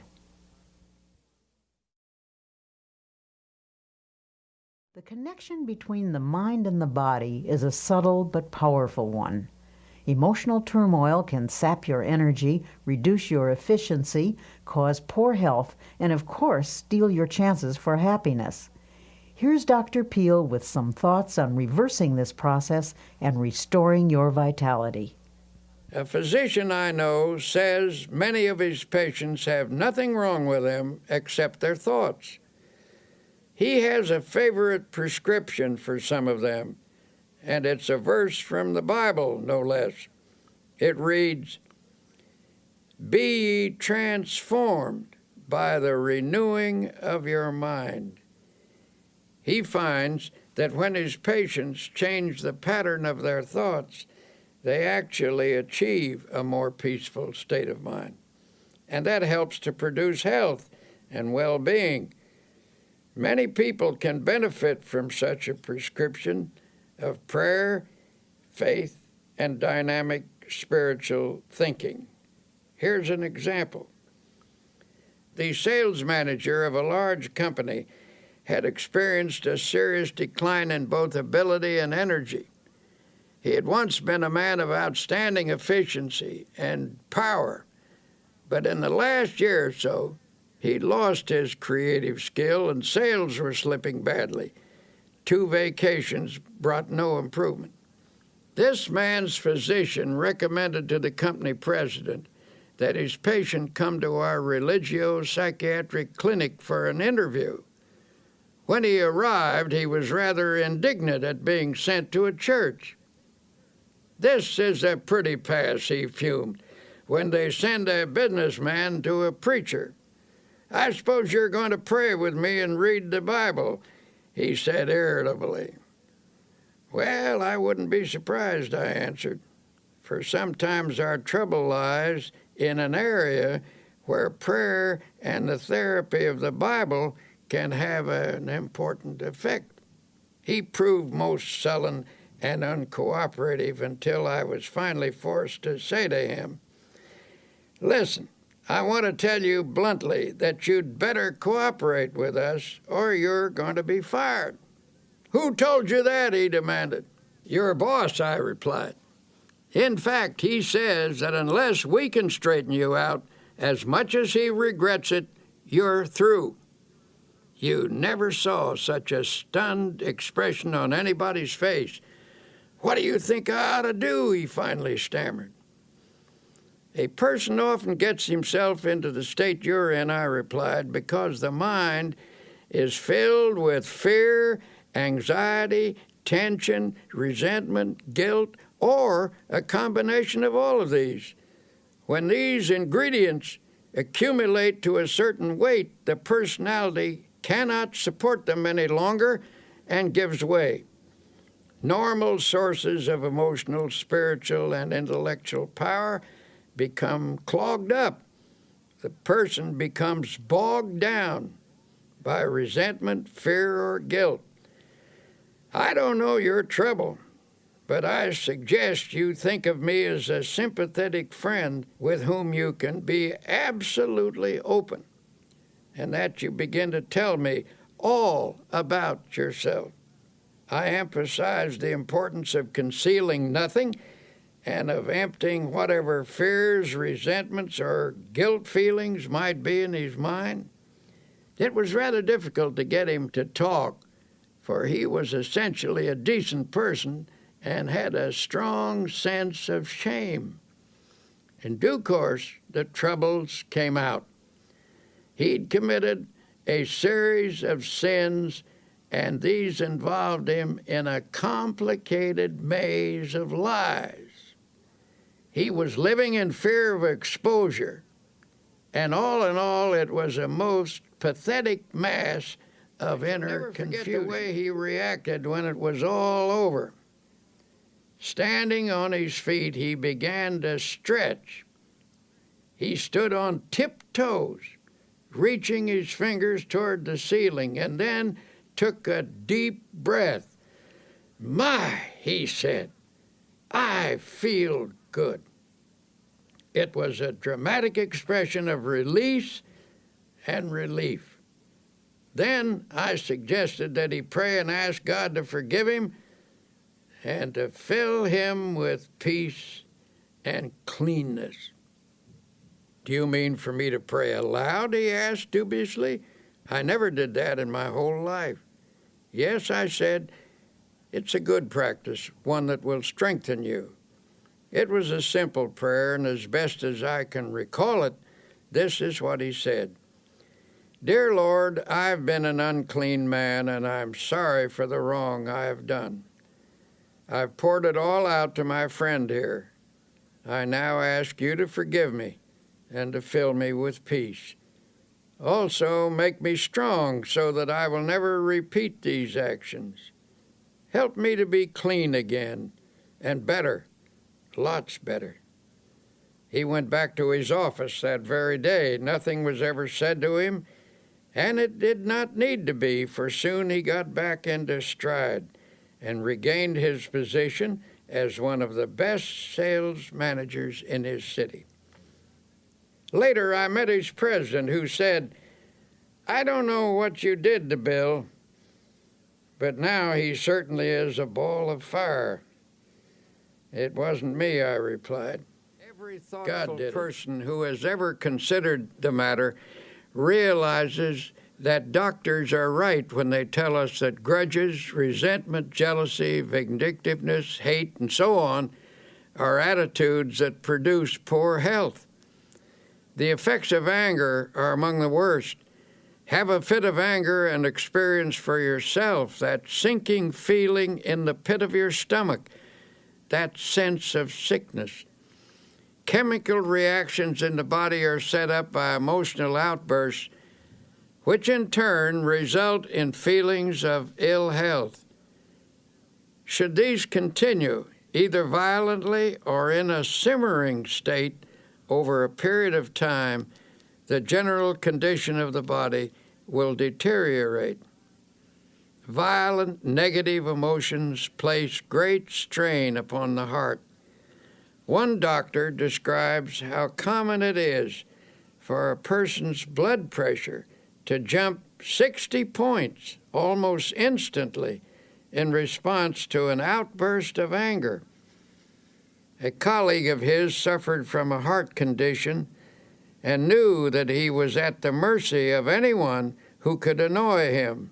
His death, in fact, resulted from a heart attack caused by a fit of anger when he forgot to discipline himself. This doctor suggests, whenever a problem starts to vex you or you begin to get angry, let yourself go limp all over. This will dissipate your inner turmoil. In a speech to the American College of Physicians, Dr. Edward Weiss of Temple University Medical School stated that emotions and feelings are quite as real as germs and no less respectable in their power. The pain and suffering of diseases caused primarily by the emotions are no more imaginary than those caused by bacteria. For example, chronic victims of pains and aches in the muscles and joints may be suffering from nursing a smoldering grudge against someone, possibly close to them. And usually a patient is completely unconscious of his own role in developing the disease. Such persons are often suffering from a disorder of their feelings, often linked to a marital or parent-child problem. I was once told about a woman who came to her doctor complaining that her hands kept breaking out, a problem which was diagnosed as eczema. This doctor encouraged his patient to talk about herself. It turned out that she was a very rigid, unhappy person, and he encouraged her to see a psychiatrist for help. The psychiatrist saw at once that there was some irritating situation in her life that she was translating outwardly in the form of a skin rash. Thus, she was taking out on her own body the urge to scratch something or someone. The doctor finally put it to her bluntly. "What's eating you? You're peeved at something, aren't you?" He reported that she stiffened up like a ramrod and marched right out of the office, so he knew he'd been on target. A few days later, she came back. Due to the agony of the eczema, she was ready to let him help her, even if it meant she had to give up a hatred. It turned out to be a family argument about a will. This woman felt she'd been unfairly treated by a younger brother of her hostility and made up with her brother. The eczema vanished within 24 hours. Such cases go on and on. When people allow their emotions to get the better of them, their body responds by breaking down in small or sometimes in large and grave ways.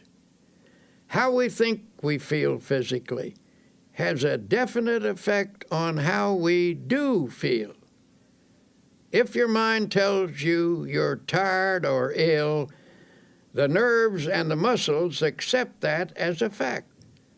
On the other hand, if you convince yourself that you feel refreshed and healthy, energy and well-being can also be generated. The body is designed to produce all the energy you need over an amazingly long period of time. To have good health, a person must take reasonable care of his body with proper diet, exercise, sleep, and so on. To complete the prescription, a well-balanced emotional life is also necessary. When body, mind, and spirit work harmoniously, energy is continuously replaced. The longer I live, the more I'm convinced that neither age nor circumstance needs to deprive us of energy and vitality. If you are feeling under par, I recommend that you do a very scrupulous self-analysis. Honestly ask yourself if you're harboring any ill will or resentment or grudges, and if so, cast them out. Every day and every night of your life, these feelings eat away at you. Emotional ills sap your energy, reduce your efficiency, cause poor health, and of course, they steal your chances for happiness. And yet some people still think that when the Bible tells us not to hate or get angry, it is theoretical advice. The Bible is not theoretical. It is our greatest book of wisdom. It is filled with practical advice on living and on health. Since irritation, anger, hate, and resentment have such a powerful effect on our health, what is the antidote? Obviously, the solution is to fill the mind with attitudes of goodwill, forgiveness, faith, love, and an indomitable spirit. Conquering such negative emotions, here are some practical suggestions. 1. Remember that anger is an emotion, and an emotion is always warm, even hot. To reduce an emotion, cool it. We all know that when a person gets angry, hands clench, the voice rises stridently, muscles tense, the body becomes rigid. Physically, you become poised to fight with adrenaline shooting through your body. To counter this reaction, deliberately oppose the heat of this emotion with coolness. Freeze it out. Use your will to keep your hands from clenching by holding your fingers out straight. Deliberately reduce the tone of your voice. Bring it down to a whisper. Slump in a chair or even lie down if possible. Remember, it's difficult to argue in a whisper or even get mad while lying down. At the moment, it may be a bit hard to pray, but try it anyway. At least conjure up a picture of God in your mind and try to think of Him angry as you are. You can't do it, and the effort will serve to puncture your hostility. Instead of counting to 10 when you feel anger mounting, try the first 10 words of the Our Father. Our Father, who art in heaven, hallowed be thy name. Say that 10 times and your anger will lose its power. Anger is an emotion which is sometimes the accumulation of many minor irritations. These irritations, each rather small, gather force as one is added to another, finally bursting forth in a fury. To dry up the tiny drops that feed the great river of anger, make a list of everything that irritates you, no matter how inconsequential it may seem. Then make each separate irritation a special object of prayer. Get a victory over each, one at a time. Instead of destroying all of your consolidated anger, use prayer to snip away at each annoyance. When a situation occurs in which your feelings are hurt, get it straightened out as quickly as possible. Don't brood over it. Do something about it. Don't allow yourself to sulk or indulge in self-pity or mope around with resentful thoughts. If your feelings are hurt, see if you can talk to the person you're having trouble with. Try to resolve the situation right away so the incident doesn't get distorted or out of proportion. Put some spiritual iodine on the hurt by saying a prayer of love and forgiveness. Allow the grievance to drain out of your mind. Go to someone you trust and pour it out until not a vestige of it remains within you. Then pray for people who hurt your feelings. Continue this until you feel the malice fading away. You may have to pray for quite a while to get this result. Say this little prayer. May the love of God fill my heart. Then add this line. May the love of God for that person who has hurt me flood my soul. Pray this and mean it. Take the advice of Jesus literally when he said to forgive 70 times 7. That comes to 490 times. Before you have forgiven a person that many times, you will be free of resentment. Worry can have a devastating effect on your physical and emotional health. It stifles the flow of creative power and cripples the ability to act with confidence and clarity. But there is a remedy for overcoming fear. Here is Dr. Peale. Reduced to its simplest form, what is worry? Basically, worry is an unhealthy and destructive mental habit. But if you're a worrier, you weren't born with the habit. You acquired it, and like any habit or acquired attitude, you can cast worry from your mind. A famous psychiatrist asserts that anxiety is the great modern plague. Professionals tell us that fear is the most disintegrating enemy of the human personality, that worry is the most subtle and destructive of all human diseases, that thousands of people are ill because of dammed-up anxiety. Because these sufferers are unable to expel their anxieties, they've turned their problems inward, causing many forms of ill health. The destructive quality of worry is indicated by the word itself, which is derived from an old Anglo-Saxon word meaning to choke. If someone were to put his fingers around your throat and press hard, cutting off the flow of air and blood, it would be a dramatic demonstration of what you do to yourself by long-held and habitual worry. The worrier, so it seems, is not likely to live as long as the person who learns to overcome his worries. A study of some 450 people who lived to be 100 years of age found that the following reasons contributed to their long and contented lives.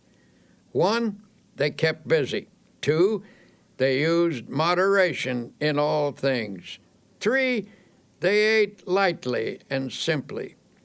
4, they got a great deal of fun out of life. 5, they were early to bed and early to rise.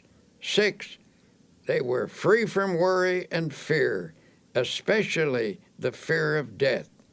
7, they had serene minds and faith in God. Have you ever heard a person say, "I'm almost sick with worry," and then add with a laugh, "But I guess worry never really makes you ill"?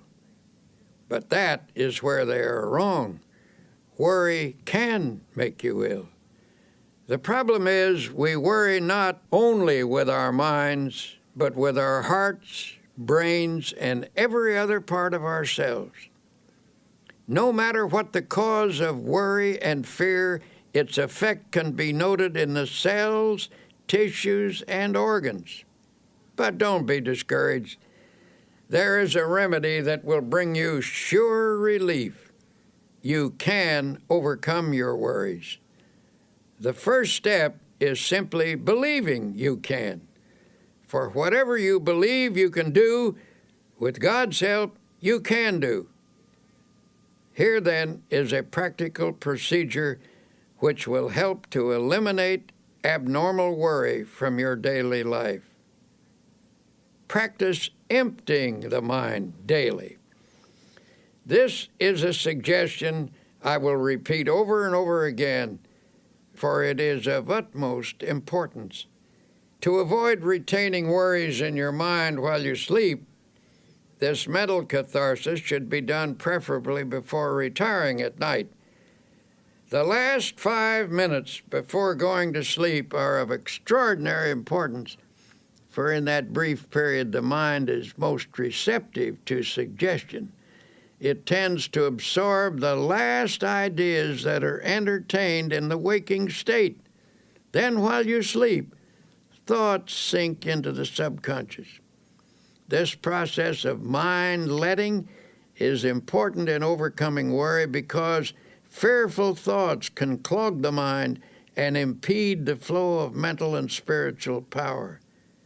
But if such thoughts are eliminated daily, they will not accumulate. To help drain away these thoughts, you might use a process of creative imagination, in which you conceive of yourself as actually emptying your mind of all anxiety and fear. Think of the remarkable imaginative skill of small children. Watch how they respond to the game of kissing away a hurt.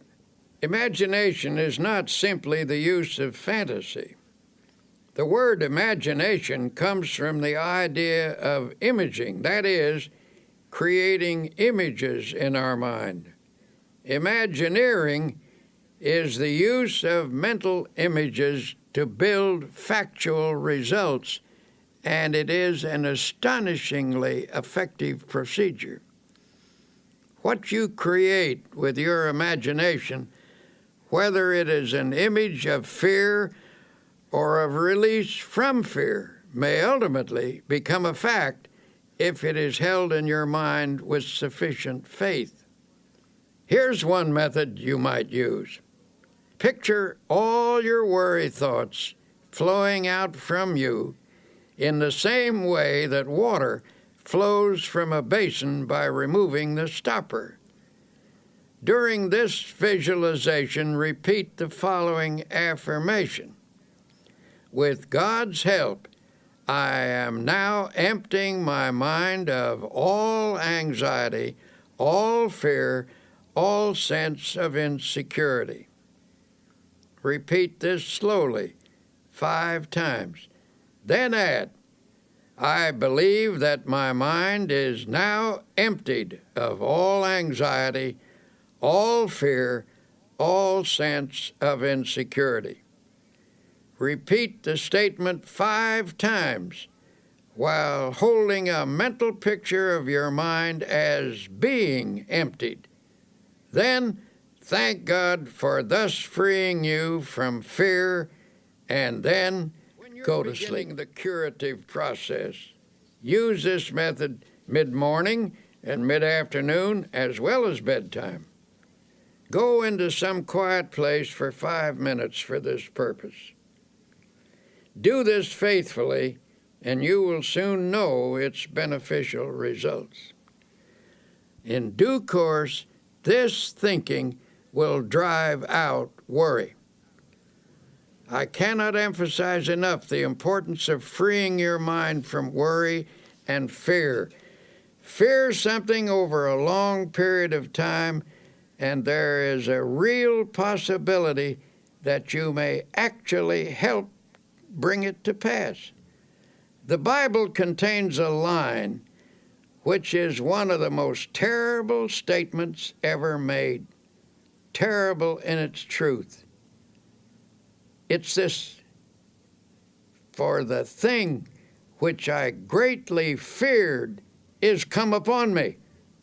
Of course it will. For if you fear something continuously, you tend to create conditions in your mind that encourage its development. Faith is the one power against which fear cannot stand. Master faith, and you will automatically master fear. As the Bible also suggests, that which I have greatly believed has come upon me. In many different ways, the Bible tells us that if we have faith, nothing is impossible. So if you shift your mind from fear to faith, You will stop creating the object of your fear and will instead create the object of your faith. In the campaign against the worry habit, here's a useful strategy. The vast tree of worry which has grown up in your personality over long years can best be handled by making it as small as possible. First, snip off the little worries and expressions of worry. For example, reduce the number of worry words in your conversation. Words may be the result of worry, but they also create worry.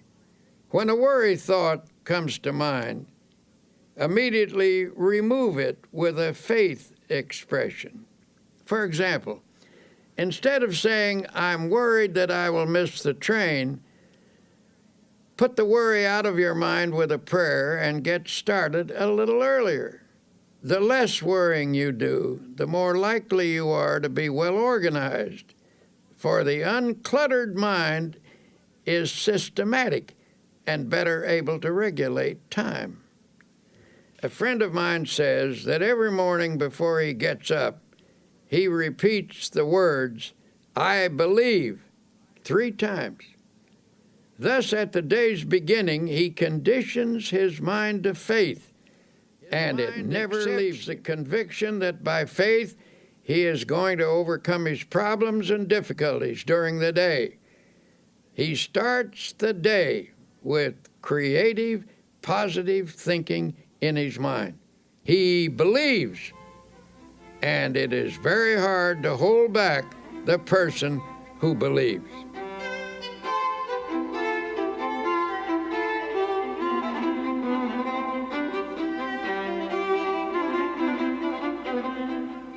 Many people fail to overcome troubles such as worry because they allow a problem to seem complicated.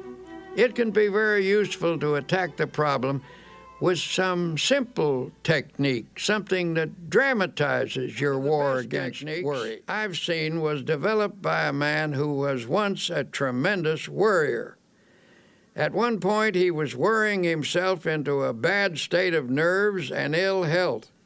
He suffered from continual doubt about whether or not he had done or said the right thing.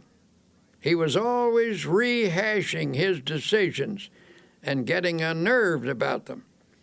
I suggested that he ought to work out some simple method that would help him drop the day completely when it was over and go ahead into the future. One day, I noticed that his state of mind was improving, and I commented on it. "Oh, yes," he said, "I finally got the secret, and it has worked amazingly well." He asked me to drop into his office sometime during the close of the day, and he would show me how he had broken the worry habit. One evening I did, and he explained that he'd worked out a little ritual to perform every night before leaving his office. We picked up our hats and coats and started toward the door. By the door stood a wastebasket, and above it on the wall was a calendar. You could see only one date at a time, and that date was in large print. He said, "Now I will perform my evening ritual, the one that has helped me break the worry habit." He reached up and tore off the calendar page for that day. He rolled it into a small ball, and I watched with fascination as his fingers slowly opened and he dropped that day into the wastebasket. He then closed his eyes and his lips moved. Upon finishing his prayer, he said, "Amen. Okay, the day is over. Come on, let's go out and enjoy ourselves." As we walked down the street, I asked, "Would you mind telling me what you said in that prayer?" He laughed and said, "I don't think it is your kind of prayer."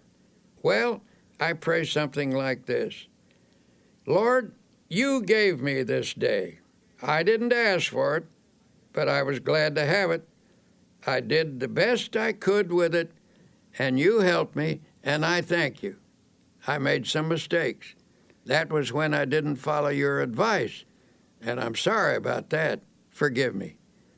But I had some victories and some successes too, and I'm very grateful for your guidance. But now, Lord, mistakes or successes, victories or defeats, the day is over, and I'm through with it.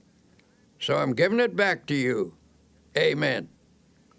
Well, perhaps that isn't an orthodox prayer, but it certainly proved to be an effective one. He dramatized the finishing of the day, and he set his face to the future, expecting to do better tomorrow. When the day is over, God blacks it out by bringing down the curtain of night.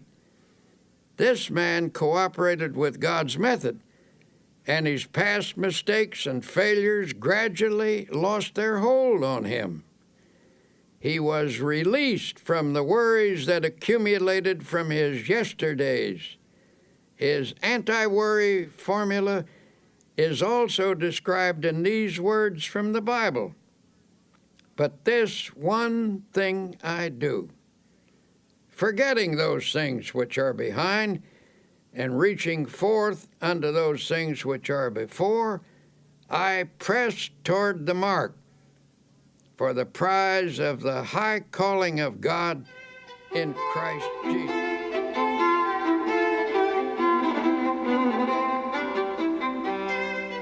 To help you break the worry habit, here are some practical suggestions you can start using right away. 1. Say to yourself, worry is a very bad mental habit. I can change any habit with God's help. 2. You can become free of worry by practicing the opposite and stronger habit of faith. With all the strength and perseverance you can command, start practicing faith. 3. How do you practice faith? Here's a good way to begin. First thing every morning before you rise, say out loud, I believe. 4. Recite this prayer frequently. I place this day, my life, my loved ones, my work in the Lord's hands. There is no harm in the Lord's hands, only good. Whatever happens, whatever results, if I am in the Lord's hands, it is His will, and it is good. 5. Practice saying something positive about everything. For example, don't say, this is going to be a terrible day. Instead, affirm, this is going to be a glorious day.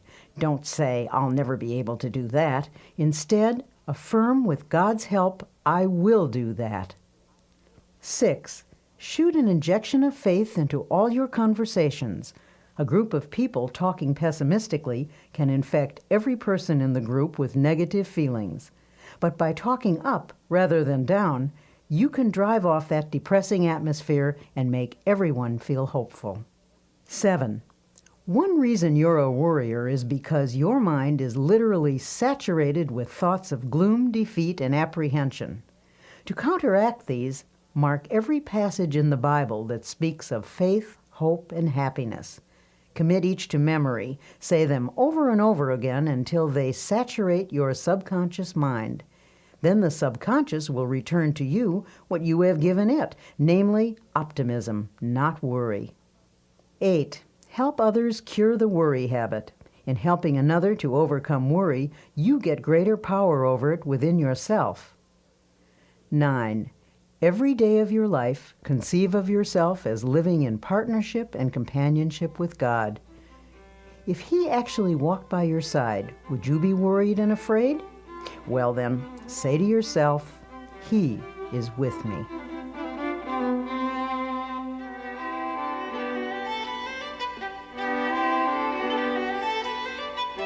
For most people, happiness is perhaps the most precious commodity in the world. And yet, all too often, it eludes us. In this segment called Create Your Own Happiness, you'll discover why happiness is really a state of mind. Once I met a man who absolutely bubbled over with radiant happiness. When I asked him his secret, he said, "Why, it's just as plain as the nose on your face." When I get up in the morning, I realize I have two choices, either to be happy or unhappy. And what do you think I do? I just choose to be happy, and that's all there is to it. Now, that may seem a superficial response, but I recall that Abraham Lincoln, who nobody could accuse of being superficial, said that people were just about as happy as they made their minds up to be. Perhaps the easiest thing in the world to find is a way of being unhappy. Just choose unhappiness. Go around telling yourself that things aren't going well, that nothing is satisfactory, and you can be quite sure of being unhappy. But say to yourself, things are going nicely, life is good, I choose happiness. And you can be quite sure of having your choice. Children are much more adept at finding happiness than most adults. The adult who can carry the spirit of a child into middle and old age is a kind of genius, for he will preserve the truly happy spirit with which God endows the young. The subtlety of Jesus Christ is remarkable, for he tells us that the way to live in this world is to have a childlike heart and mind. In other words, never get old or dull or jaded in spirit. Don't become super sophisticated. A 9-year-old was asked what makes her happy.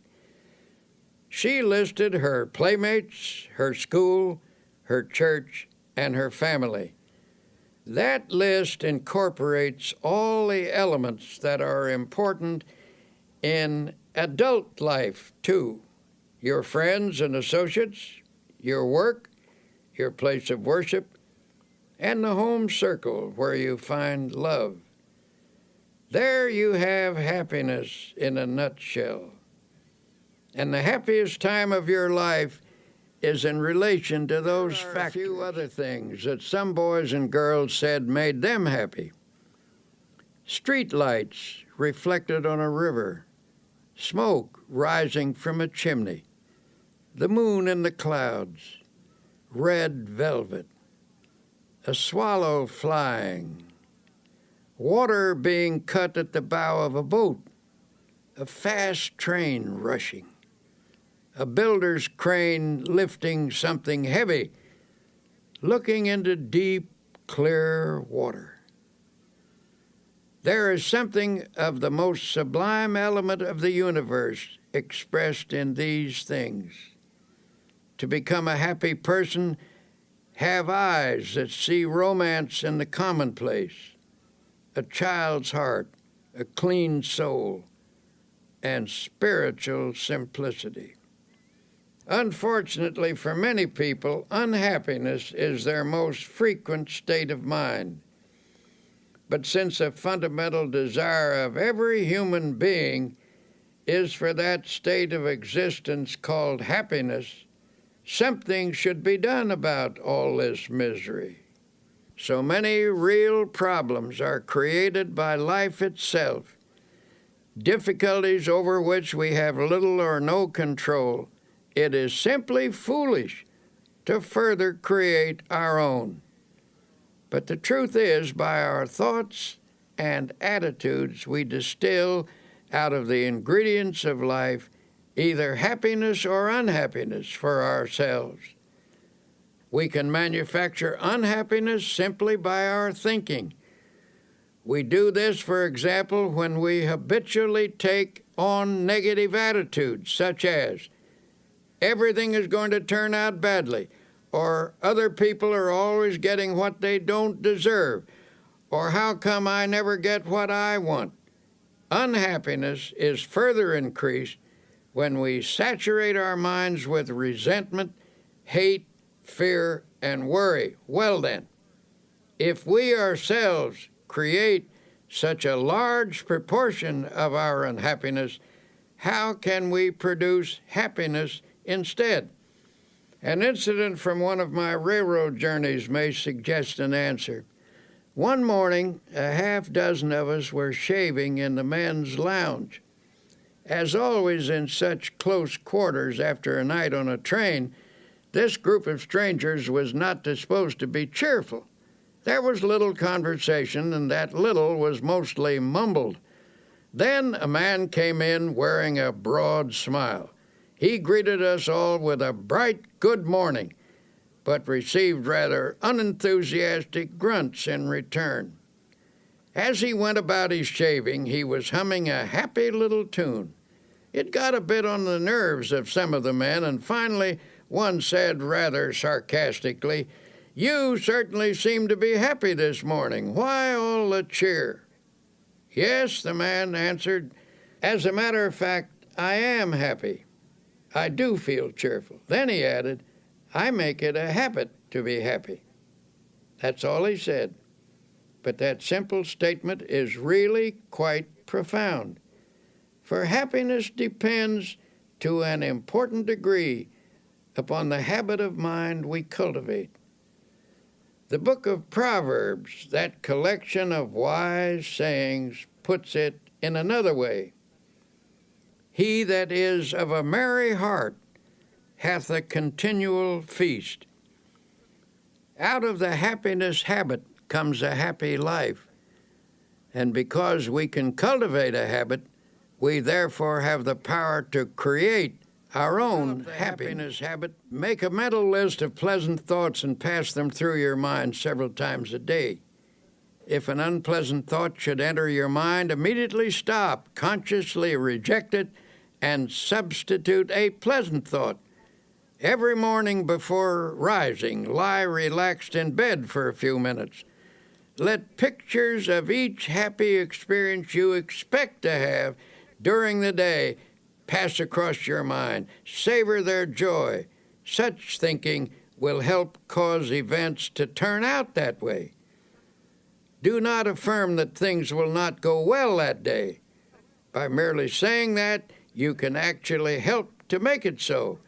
You will draw to yourself every factor, large and small, that will contribute to unhappy conditions. As a result, you will find yourself asking, why does everything go badly for me? What's the matter with everything? Tomorrow, try this plan instead. When you rise, say out loud 3 times this one sentence. This is the day which the Lord hath made. I will rejoice and be glad in it. Repeat it in a strong, clear voice with positive tone and emphasis. The statement, of course, is from the Bible, and it is a good cure for unhappiness. While dressing or shaving or getting breakfast, you might also say aloud a few such remarks as, I believe this is going to be a wonderful day. I believe I can successfully handle all the problems that will arise. I feel good physically, mentally, emotionally. I am grateful for all that I have had, for all that I now have, and all that I shall have. Things are not going to fall apart because God is here, and He is with me, and He will see me through. I thank God for every good these phrases and meditate on their meaning. You will change the character of your day by starting off with a positive frame of mind.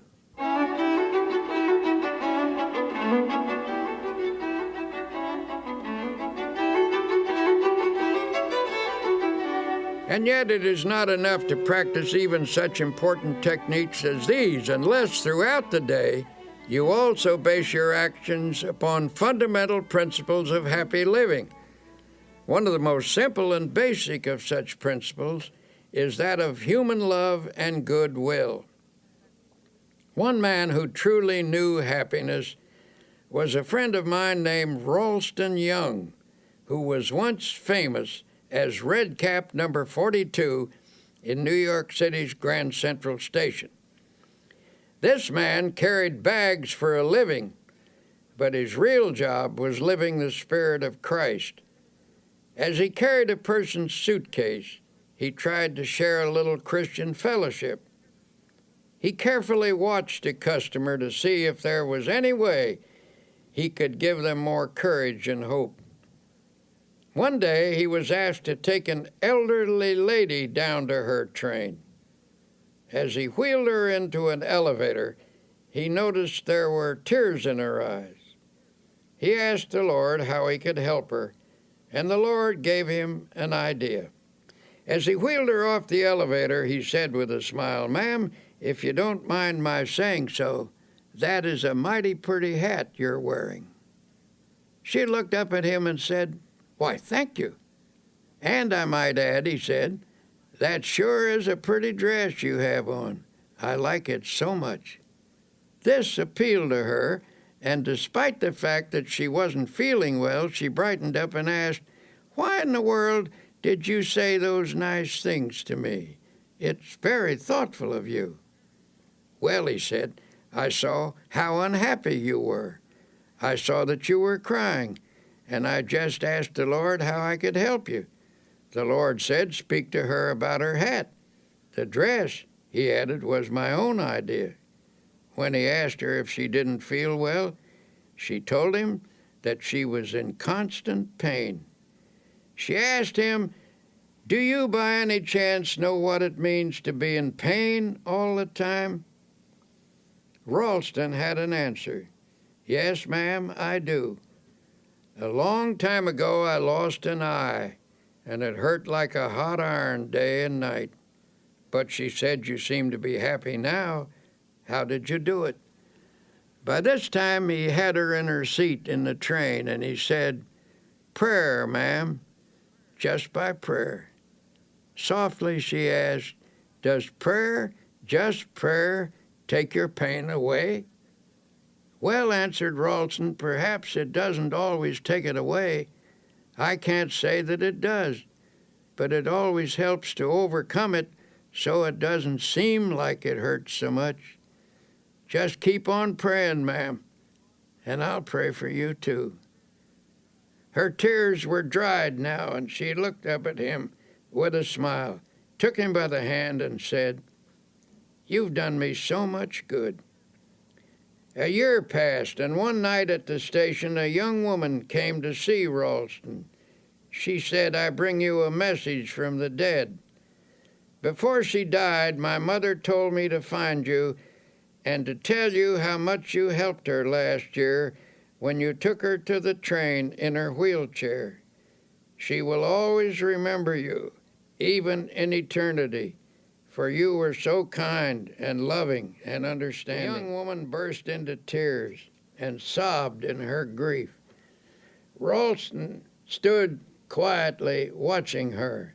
Then he said, "Don't cry, Missy. Don't cry. You shouldn't cry.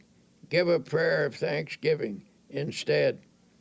She was surprised by this response, and Ralston went on, "Why, because many people have become orphans much younger than you.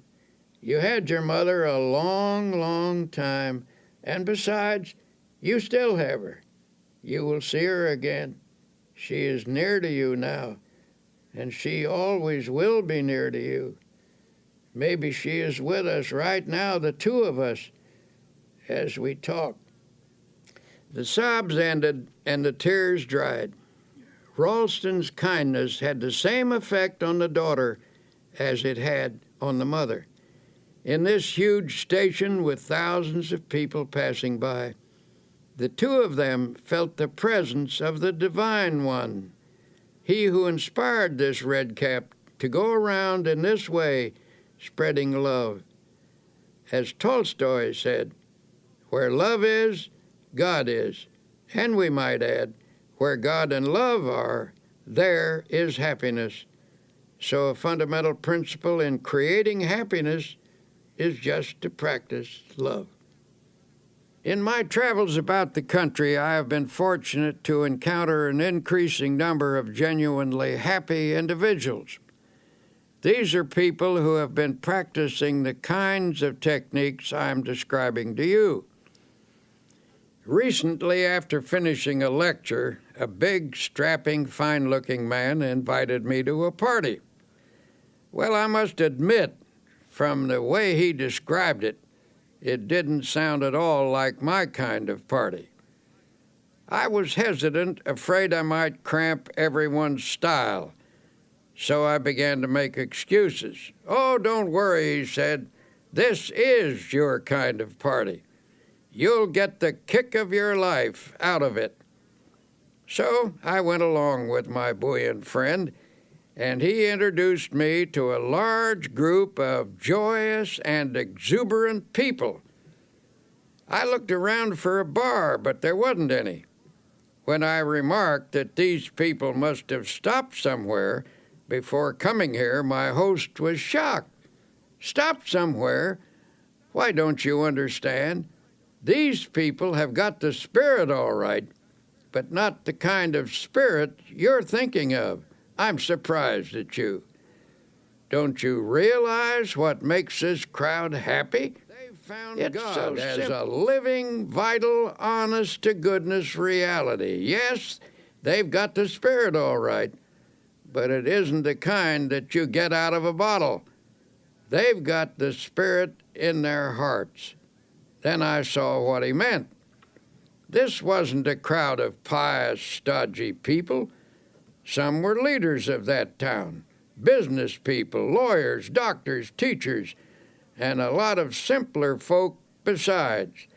And they were having a wonderful time, talking about God, and doing it in the most natural manner imaginable. They were telling one another about the changes that had occurred in their lives through spiritual power.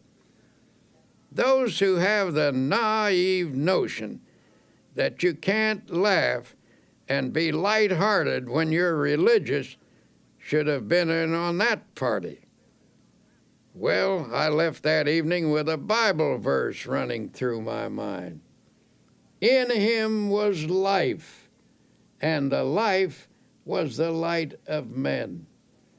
That was the light that I saw on the faces of those happy people, an inner light reflected outwardly on their faces, and it came from an effervescent spiritual something that they had taken into themselves. Life means vitality, and these people obviously were getting their vitality from God. Through faith in God and in themselves, they had found the power that creates confidence. If you want to create and a little more happiness. happiness in your life, here are a few ideas. 1. Remember it is primarily your thoughts and attitudes that determine how happy you are. Never allow resentment, hate, fear, or worry to dominate your thoughts. 2. Make it a habit to be happy. You can cultivate this habit, so you do have a choice.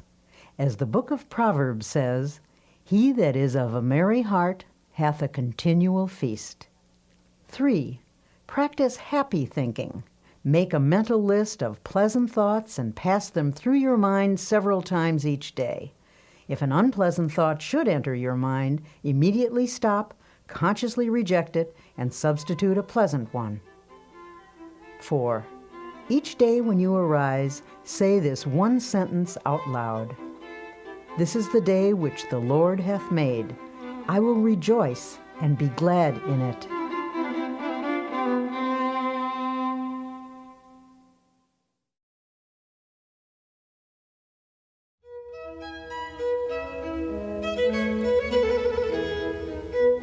We might as well admit it, everyone wants to be liked.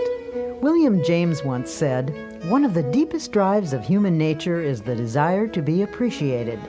The longing to be liked, to be held in esteem, to be a person whom others seek out is fundamental in all of us. On this side, you'll discover how to enjoy easy, natural, and pleasing relationships with others, how to be somebody you'd like to know. A poll was taken among some high school students, asking them what they most desired.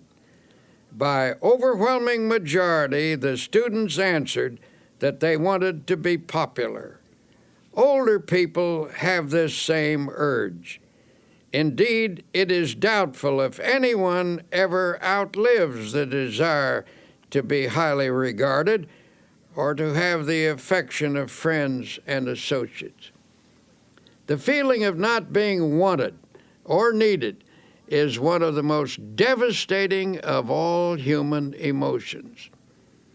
Being needed by others is absolutely necessary for emotional stability and happiness. Yet it is sad to realize how many people suffer from a sense of isolation. I was at a luncheon once when a young doctor rushed in to take his place at the table. He looked frazzled as he sat down with a weary sigh. "If only the telephone would stop ringing," he complained. "I can't get anywhere because people call me all the time. I wish I could put a silencer on that phone." An elderly doctor at the table spoke up. "I know how you feel. I used to feel that way myself. But you should be thankful the phone does ring. Be glad people want and need you." Then he added pathetically, "Nobody ever calls me anymore. I would like to hear the telephone ring again. Nobody wants me, and nobody needs me. I'm a has-been." The feeling of not being wanted or needed can produce frustration, illness, and even aging. It is not only a sad way to live, but it is damaging to the human psyche. If you're feeling useless, for your own sake, do something about it. Try getting out of yourself for a while. Stop feeling sorry for yourself and find a way instead to provide a service for someone else. Think about people who are less fortunate than you who need help. Volunteer for a worthwhile cause. Not only will you find the esteem we all need, but others will greatly benefit by what people you who give. deliberately strive to be popular often fail in the attempt. Popularity sought purely for its own sake can be a superficial goal which encourages superficial results.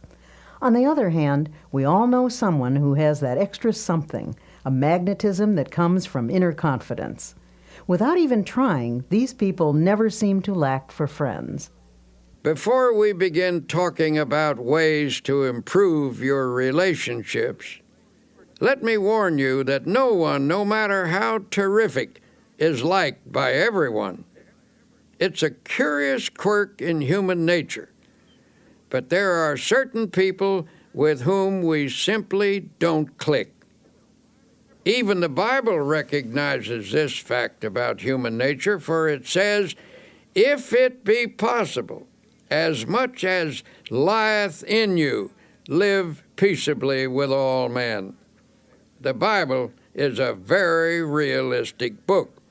It knows people, their infinite possibilities, as well as their imperfections. The Bible advised the disciples that they should do their best to get along with the people in the villages they visited. But if they still couldn't do so, after trying sincerely, they were to shake off the very dust of the village from their feet. "And whosoever will not receive you when you go out of that city, shake off the very dust from your feet for a testimony against them." This is all by way of saying that if you don't achieve perfect popularity with everyone, don't let it bother you too much. People have never mastered the knack of being sought after, and it's not for lack of trying. Some people even go to extremes, acting in a manner they don't really enjoy, all because of their intense desire to be liked. Unfortunately, this desire is often merely a search for a superficial kind of popularity. Having said that, now let me tell you that there are certain procedures which can make you a person that other people like to be with, without becoming artificial or putting on an act. You can enjoy satisfactory personal relationships even if you are a difficult person or are by nature shy and retiring. Here are some suggestions. First, try to be a comfortable type of person, the kind that others can be easy with. Some people always keep a barrier between themselves and the world. It's a strain just to be with them. A stiff, unresponsive individual never quite meshes into a group. It's hard to know what they're feeling or how they're going to react. They make you feel a little uneasy. But a comfortable kind of person is easygoing and natural. They have a pleasant, kindly, genial way about them. Being with them is a bit like wearing an old hat or an old pair of shoes. It is important to try to be natural. Someone who is easy to be with usually has a big soul quality about them. Little people, those who are overly concerned about their place or position, are often stiff and easily offended. Although there are many characteristics that contribute to a likable personality, there is one basic trait that surpasses all others. That is a sincere and forthright interest in and love for people. If you're having trouble with relationships, perhaps you should look for elements in your personality that cause strain when you're with others. Don't automatically assume that other people don't like you because of something wrong with them. Perhaps the trouble is within yourself. Finding and eliminating such problems requires scrupulous honesty and may also involve the help of a professional counselor. The scratchy elements of your personality may be qualities you've acquired over the years. Perhaps you assumed them as a defense, or they may be the result of attitudes developed in your younger days. Regardless of their origin, they can be eliminated. Came to us seeking help for problems with personal relationships. He was about 35 years old, and such an appealing-looking man, it seemed surprising that people shouldn't like him. Yet he proceeded to outline an unhappy set of circumstances to illustrate his dismal failure with people. "I do my best," he said. "I've tried to put into practice the rules I've been taught about getting along with people, but I get nowhere with the effort. People just don't like me." After talking with him, the trouble became apparent. His manner of speech conveyed a persistently critical attitude. This attitude was thinly veiled, but still it was there. He had an unattractive way of pursing his lips, which indicated a kind of primness or reproof for everybody, as if he felt just a bit superior and disdainful. "Isn't there some way to change myself so people will like me?" he demanded. "Isn't there some way I can stop unconsciously rubbing people the wrong way?" The young man was decidedly self-centered and egotistical. The person he really liked was himself. Every statement, every attitude was unconsciously measured in terms of how it made him look. He was irritable with people and picked on them in his own mind, though few outward conflicts developed. Inwardly, he was trying to make everyone over to suit himself. Unconsciously, people realized this. In their minds, they erected barriers against him. Since he was being unpleasant to people in his thoughts, it followed that he was less than warm in his behavior. He was polite enough and managed not to be boorish and unpleasant, but people unconsciously felt coolness in him, so they gave him the brush off, and with good reason, for in his mind he had already brushed them off. In a sense, he liked himself too well, and to build up his self-esteem, he put others down. He was suffering from too much self-love. To change his situation, he had to be taught how to love other people and to forget himself, which was, of course, a complete reversal of his habits. He was bewildered and baffled when his difficulty was outlined to him. But since he was sincere and meant business, he practiced his suggested techniques for developing love of others in place of extreme self-love. It took some fundamental changes to accomplish this goal, since his egotism was so deeply ingrained. But in the end, he did succeed. Suggested was that he make a list of people he had met during the day. For example, the bus driver or the newsboy. Every night before retiring, he was to mentally picture each person on the list, and as he brought each face up before him, he was to think a kindly thought about that person and then pray for them. Each of us has his own world, people we encounter each day or with whom we do business. This man was instructed to pray for those in his own little world. For example, the first person he saw each morning was the elevator man in his apartment house. Normally, he'd say a perfunctory good morning. Now he took the time to have a little chat. He asked the elevator man about his family and about his interests. He found that he had an interesting point of view and some experiences which were quite fascinating. He began to see new values in a person who had previously been a mechanical robot to him. He actually began to like the elevator operator, and in turn, the elevator operator, who had formed a pretty accurate opinion of the young man, began to reverse his views.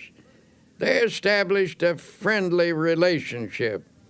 So the process went from person to person on his list.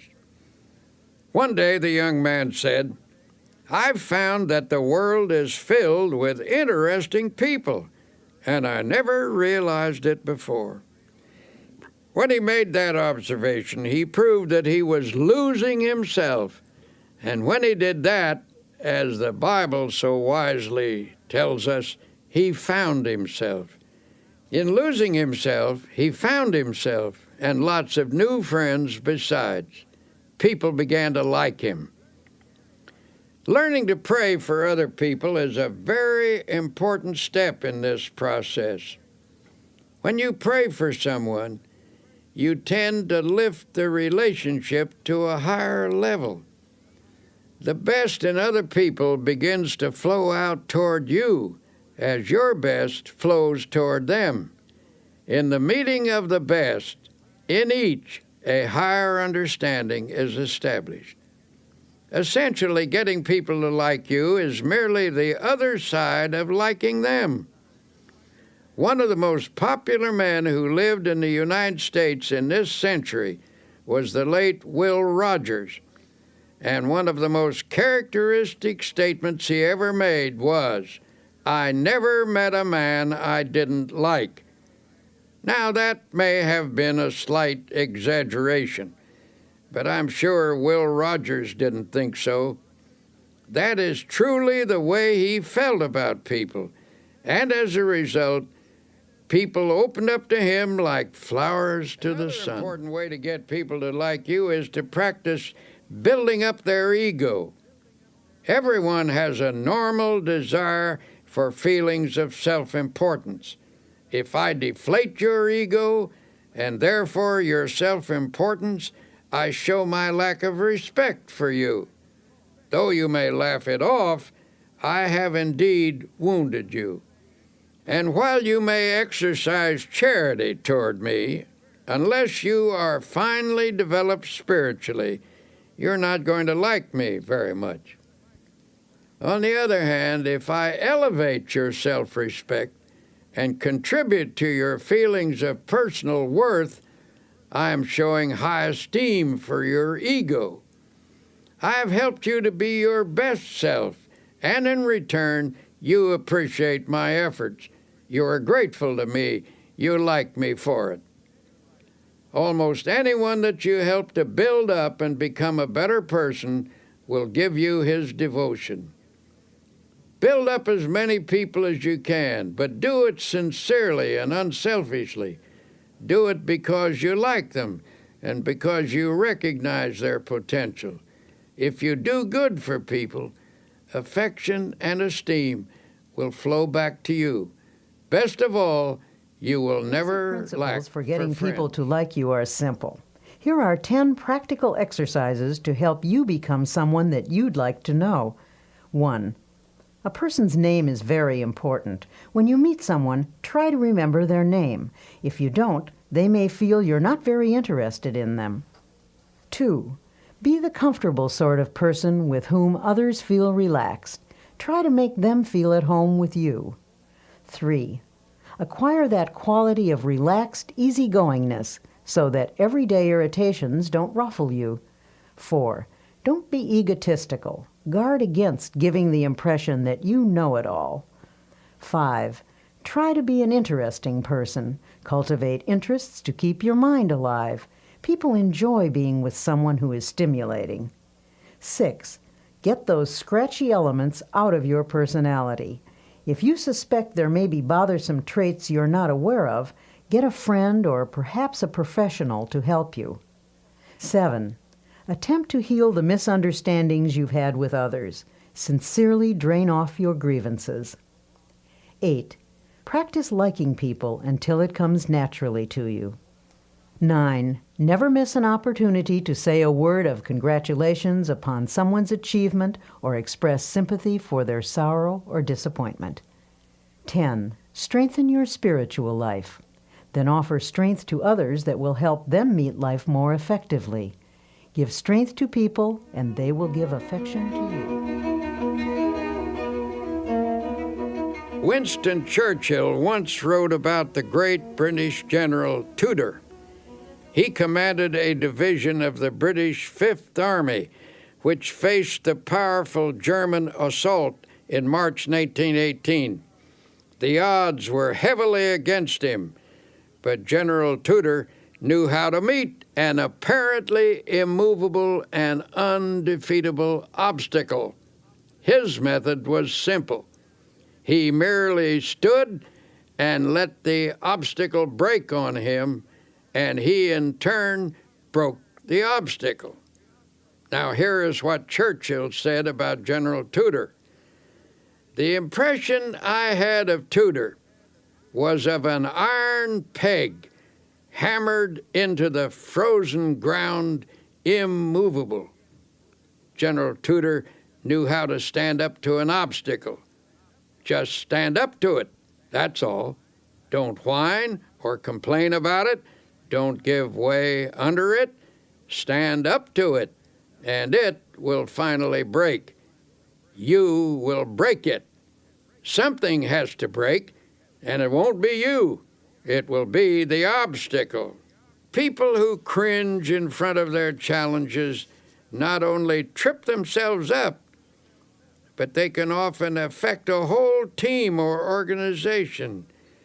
People like the obstacle man, for example. Here's his story. This obstacle man worked in a large creative organization.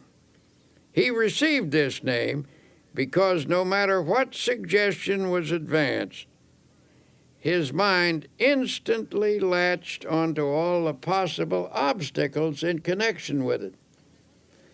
One day, the directors of his firm were considering a project which involved considerable expense and some definite hazards, as well as possibilities for success. In a discussion of the venture, the obstacle man would frequently say, "Just a moment. Let's consider the obstacles involved." Now, present at this meeting was another man who said very little, but who was greatly respected by his colleagues for his ability and achievements. After listening to the obstacle man's litany of objections, he finally asked, "Why do you constantly emphasize the obstacles in this proposition instead of the possibilities?" The obstacle man responded, "To be intelligent, one must always be realistic, and it is a fact that there are definite problems with this project. What attitude would you take toward these obstacles, may I ask?" The other man unhesitatingly replied, "What attitude would I take toward these obstacles? Why, I would just remove them, that's all, and then I would forget them." "But," said the obstacle man, "that's easier said than done. You say you would remove them and forget them. May I ask if you have any technique for doing this that the rest of us have never discovered?" A slow smile came over the face of the other man as he said, "My entire life removing obstacles, and I never saw one yet that couldn't be removed, provided you had enough faith and guts and were willing to work. Since you want to know how it's done, I'll show you." He then reached into his pocket and took a card out of his wallet. He shoved the card across the table and said, "There, read that. That's my formula. And don't give me a song and dance about how it won't work either. I know better from experience." The obstacle man picked up the card and, with a strange look on his face, read the words to himself. "Read them out loud," urged the other man. In a slow, dubious voice he read, "I can do all things through Christ who strengthens me." The owner of the card put it back in his wallet and said, "I've lived a long time and have faced a lot of difficulties, but there is power in those words, actual power, and with it you can remove any obstacle." He said this with confidence, and everyone knew he meant it. He was, in fact, a remarkable man who had overcome many odds, and his successful track record spoke for itself. His positive attitude, plus the fact that he was not in any sense holier than thou, made his words convincing to the men around the table. At any rate, there was no more negative talk from the obstacle man or anyone else from then on. The project was put into operation, and despite risks and difficulties, it turned out successfully. Think of the winning mentality that sports champions cultivate. When a game seems to be going against them, they can't let discouragement creep in. They can't let negative thoughts dominate, or they will lose the power to win. To be a champion in your own arena, your mental and spiritual resources must be razor sharp with confidence. Now you may say, "But you don't know my circumstances. I'm in a different situation than anybody else, and I'm about as far down as a human being can get." Well, If that's true, and you're down as far as you can get, in that case, congratulations, for you're at the bottom. And the bottom is a wonderful place. The only place you can go from the bottom is up. On the other hand, it's hard to say you're in a situation that no one has ever encountered before. There is no such situation. Practically speaking, there are only a few human stories, and they've all been enacted before. This is a fact we must never forget. There are people in this world who have overcome every conceivable difficulty, even the most hopeless, even the one in which you now find yourself. There is always a way out. A wise old man was once asked how he overcame the many difficulties of his life. How do I get through a trouble? Well, first I try to go around it. And if I can't go around it, I try to get under it. And if I can't get under it, I try to go over it. And if I can't go over it, I just plow right through it.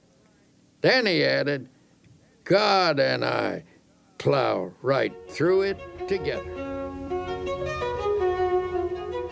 One way to help your subconscious become more positive is to eliminate certain expressions of thought and speech, which we'll call the little negatives. These little negatives clutter up the average person's conversation, and while each one is seemingly unimportant in itself, when taken together, they have a total effect of creating a negative mindset. If you analyze your own conversational habits, you may be shocked by what you find. See how often gloomy little statements creep in like, I'm afraid I'll be late, or what if I have a flat tire, or I don't think I can do that, or even, I knew it was going to rain. These are little negatives, to be sure, and a big thought is, of course, more powerful than a little one. But it should never be forgotten that mighty oaks from little acorns grow. And if a mass of little negatives clutters up your conversation, they're bound to seep into your mind. Soon they accumulate in force, and before you know it, grow into big negatives. Make the decision right now to go to work on your little negatives. Root them out of your thoughts and your conversations. The best way to do this is to say a positive word about everything. When you keep asserting that things are going to work out well, that you can do the job, that you will not have a flat tire, that you will get there on time, you invoke the law of positive effects. You will find that good results do occur. Things do turn out well. Now, as we've said before, our success in overcoming obstacles is greatly influenced by our attitude. In fact, most of our obstacles are actually mental in character. Ah, you may object. My obstacles are not mental. Mine are real. Perhaps so, but your attitude toward them is mental. Attitudes are created by a mental process, and what you think about your obstacles largely determines what you do about them. Take the attitude that you can't remove an obstacle, and you won't. But get the idea firmly fixed in your mind that the obstacle is not so great as you previously considered it to be. Hold on to the idea that the obstacle is removable. The very moment you begin to think in this manner, you inaugurate the process that will eventually remove your obstacle. If there's a difficulty which has defeated you for a long time, it's likely that you've told yourself for weeks, months, and even years that there's nothing you can do about it. Only your inabilities, your mind gradually concludes that you are indeed incapable. And when your mind is convinced, you're convinced, for as you think, so you are.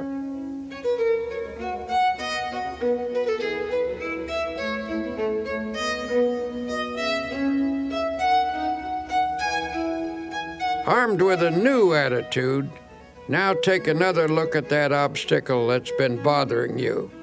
You will find that it isn't so formidable as you thought. Say to yourself, the rough is only mental. I think victory, I get victory. Remember that formula. Write it on a piece of paper, put it in your wallet, stick it over the kitchen sink, put it on your dressing table and on your desk. Keep looking at it until its truth permeates your whole mental attitude, until it becomes a positive obsession. I can do all things through Christ who strengthens me. What may seem to be a difficult proposition is hard or easy depending upon how we think about it. Some of America's greatest thinkers tackled this question of attitude, and each came to the same conclusion. Ralph Waldo Emerson believed that the human personality can be touched with divine power, and through this channel, greatness is released. William James pointed out that the most important factor in any undertaking is one's belief about it. And Henry David Thoreau told us that the secret of achievement is to hold a picture of a successful outcome in mind. I frequently receive letters from people who discovered just how practical the I don't believe in defeat approach can be. One man wrote to relate his father's story. My father was a traveling salesman, the letter began.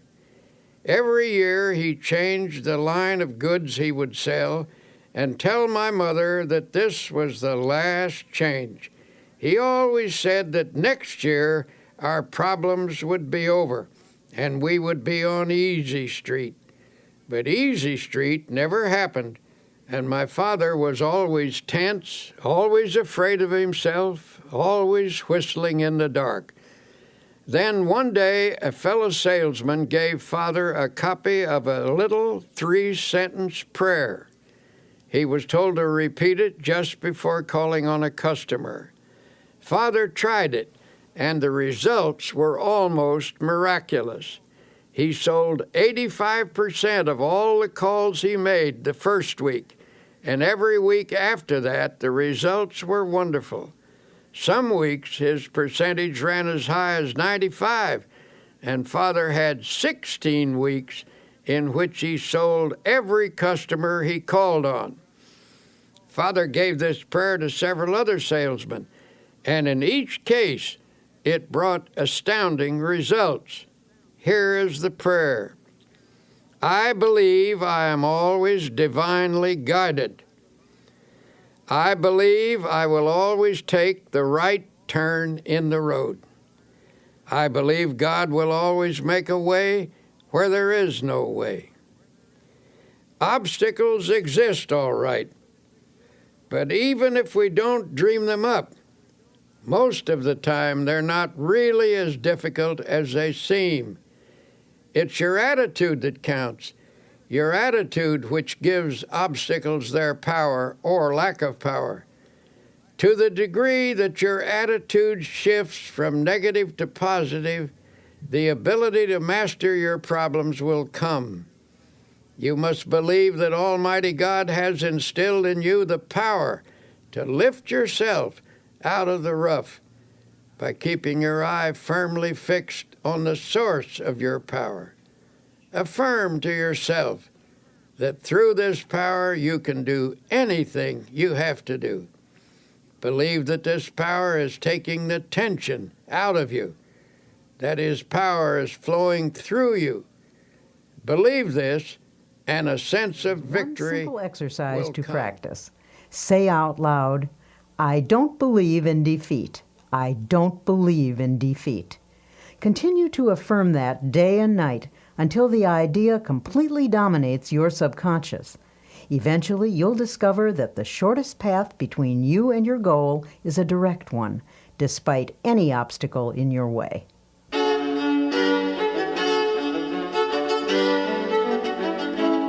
Here you will discover the practical secrets that can lead to a life in which dreams are achieved and expectations are fulfilled. As Dr. Peale says, life cannot deny itself to the person who gives life his all. So, as you listen, keep in mind your most burning desire. Surely there's a way to make it come true. Have you been trained to believe? Are you convinced that you can successfully complete any task you set for yourself? Or are you a doubting Thomas? Do you shrink from even hoping for the things that you would love to accomplish? When you begin something, what do you really expect to happen? If you haven't been doing too well at achieving your goals, perhaps it's time to examine your expectations. It was William James who said, "Our belief at the beginning of a doubtful undertaking is the one thing that ensures the successful outcome of the venture." Rule number 1, when there's something you want, learn to believe. The Bible teaches a technique for obtaining spiritual power, a method which emphasizes how a person can make something of himself. When released, this power can provide one of the greatest forces in human nature: belief, positive thinking, faith in God, faith in other people, faith in yourself, faith in life. This is the essence of the technique. If thou canst believe, it says, all things are possible to him that believeth. If you have faith, nothing shall be impossible unto you.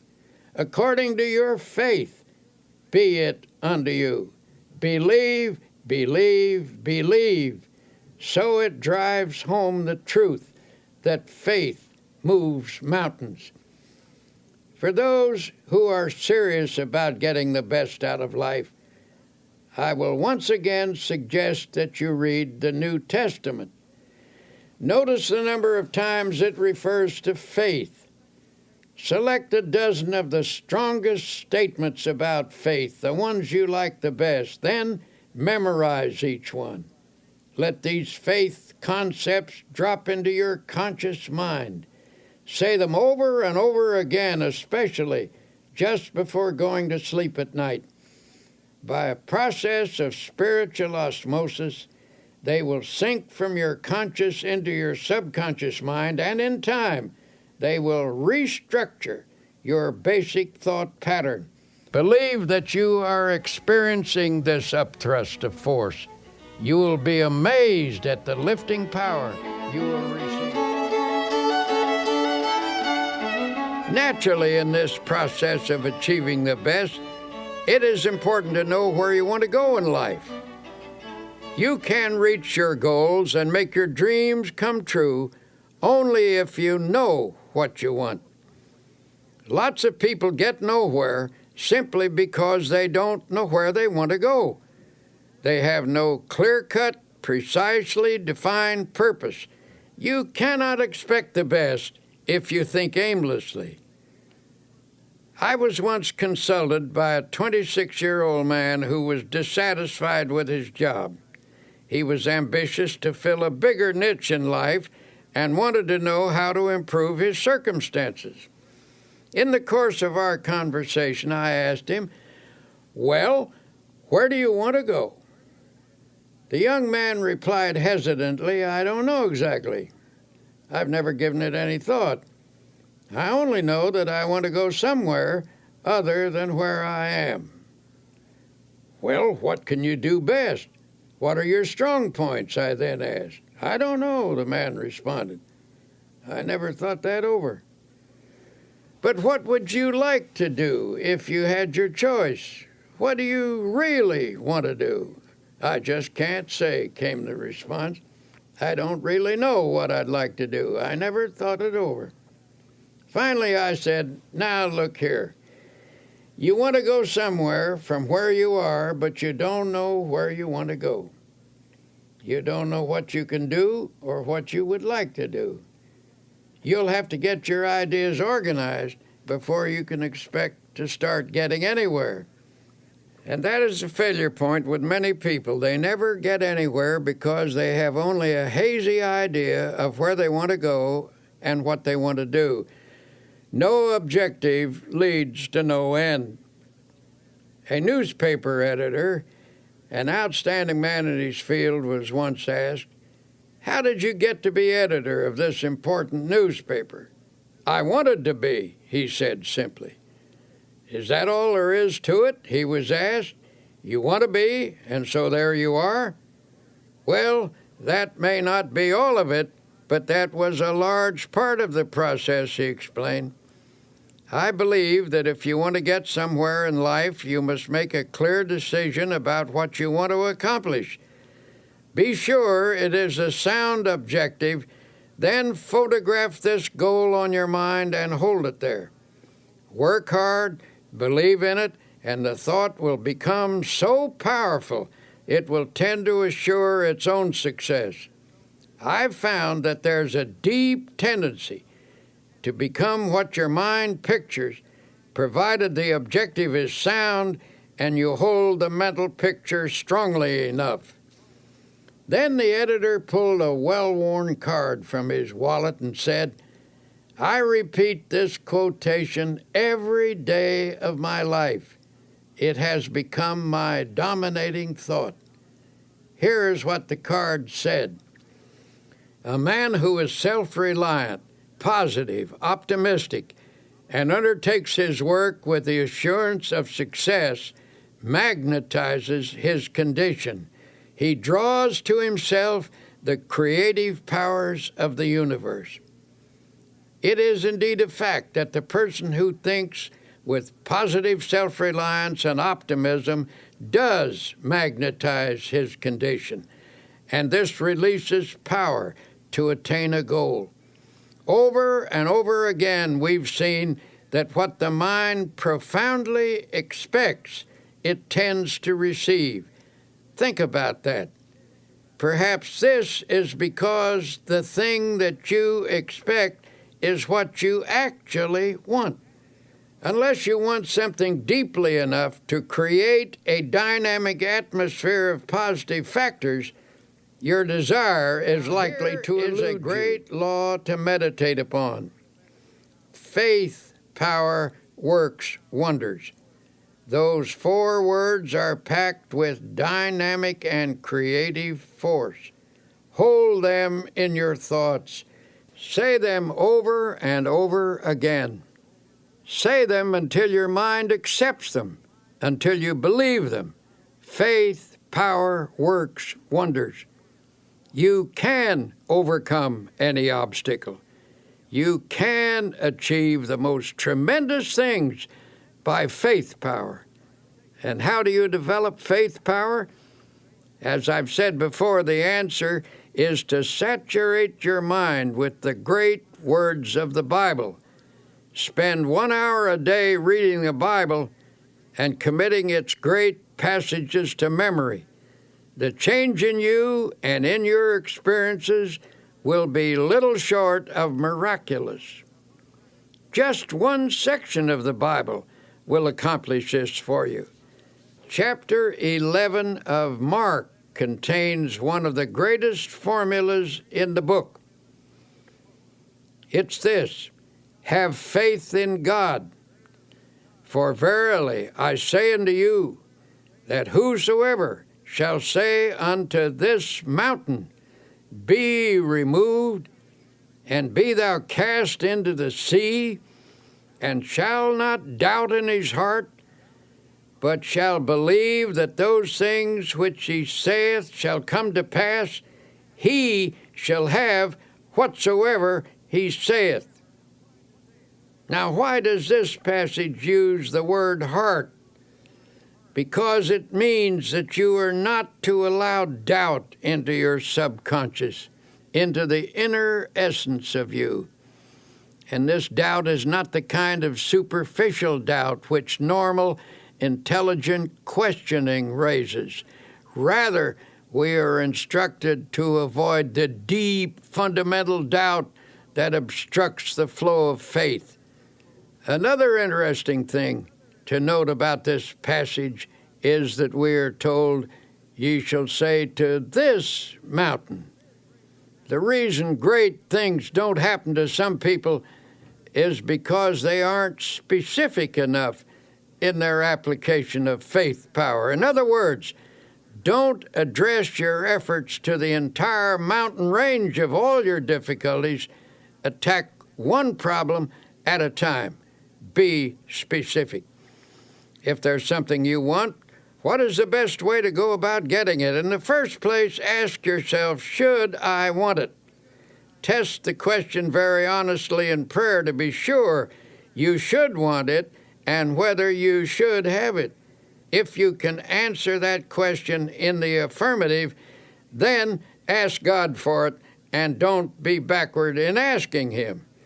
And if God, having more insight, believes that you shouldn't have it, you needn't worry, He won't give it to you. But if it is a right thing, ask Him for it specifically.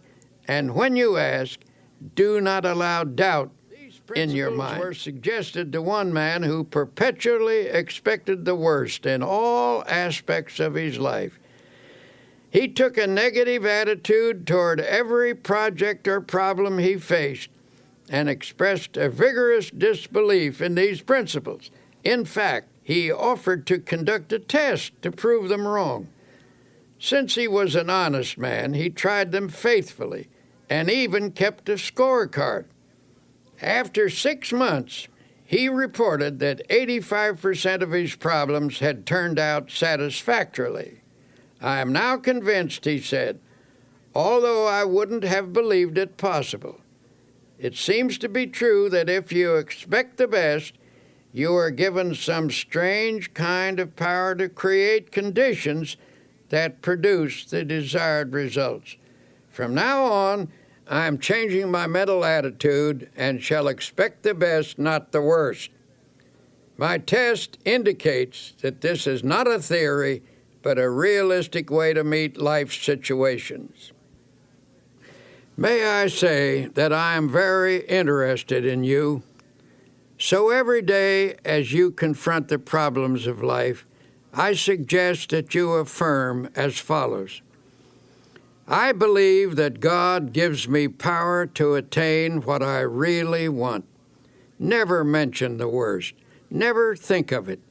Drop it out of your consciousness. At least 10 times every day, repeat to yourself, I expect the best, and with God's help, will attain the best. If in the depths of your mind you visualize the best and employ the powers of faith and energy, you will get the best. If with all your heart, that is the secret. If with all your heart, that is to say, if you reach out creatively toward your heart's desire with your entire personality, your reach will not be in vain. So expect the best. Never think of the worst. Drop it out of your thoughts. Let there be no thought in your mind that the worst will happen, for whatever you take into your mind can grow there. So take in only the best. Nurture it. Concentrate on it. Emphasize it. Visualize it. Prayerize it. Surround it with faith. Expect the best at all times, and spiritually creative mind power, aided by God power, will produce the best. You have finished listening to these tapes. What have you heard? Simply a series of practical and workable techniques for living a successful life. You have heard a formula of belief and practice which should help you win victory over every defeat. Examples have been given here of people who have believed and who have applied the suggested techniques. But listening is not enough. Now please go back and practice each technique. They have been tested in the laboratory of spiritual and practical experience. When applied, they will work for you as they have worked for many. We may never meet in person, but through these tapes, I feel we have met. We are friends and partners, so believe and live successfully. Thank you, and best wishes always, Norman Vincent Peale.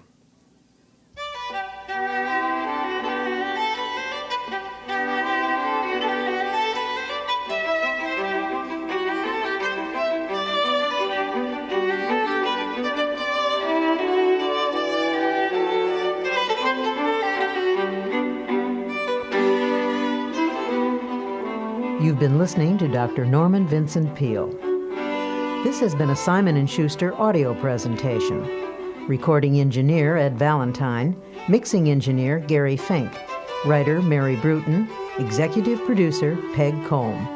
I'm Connie Goldman.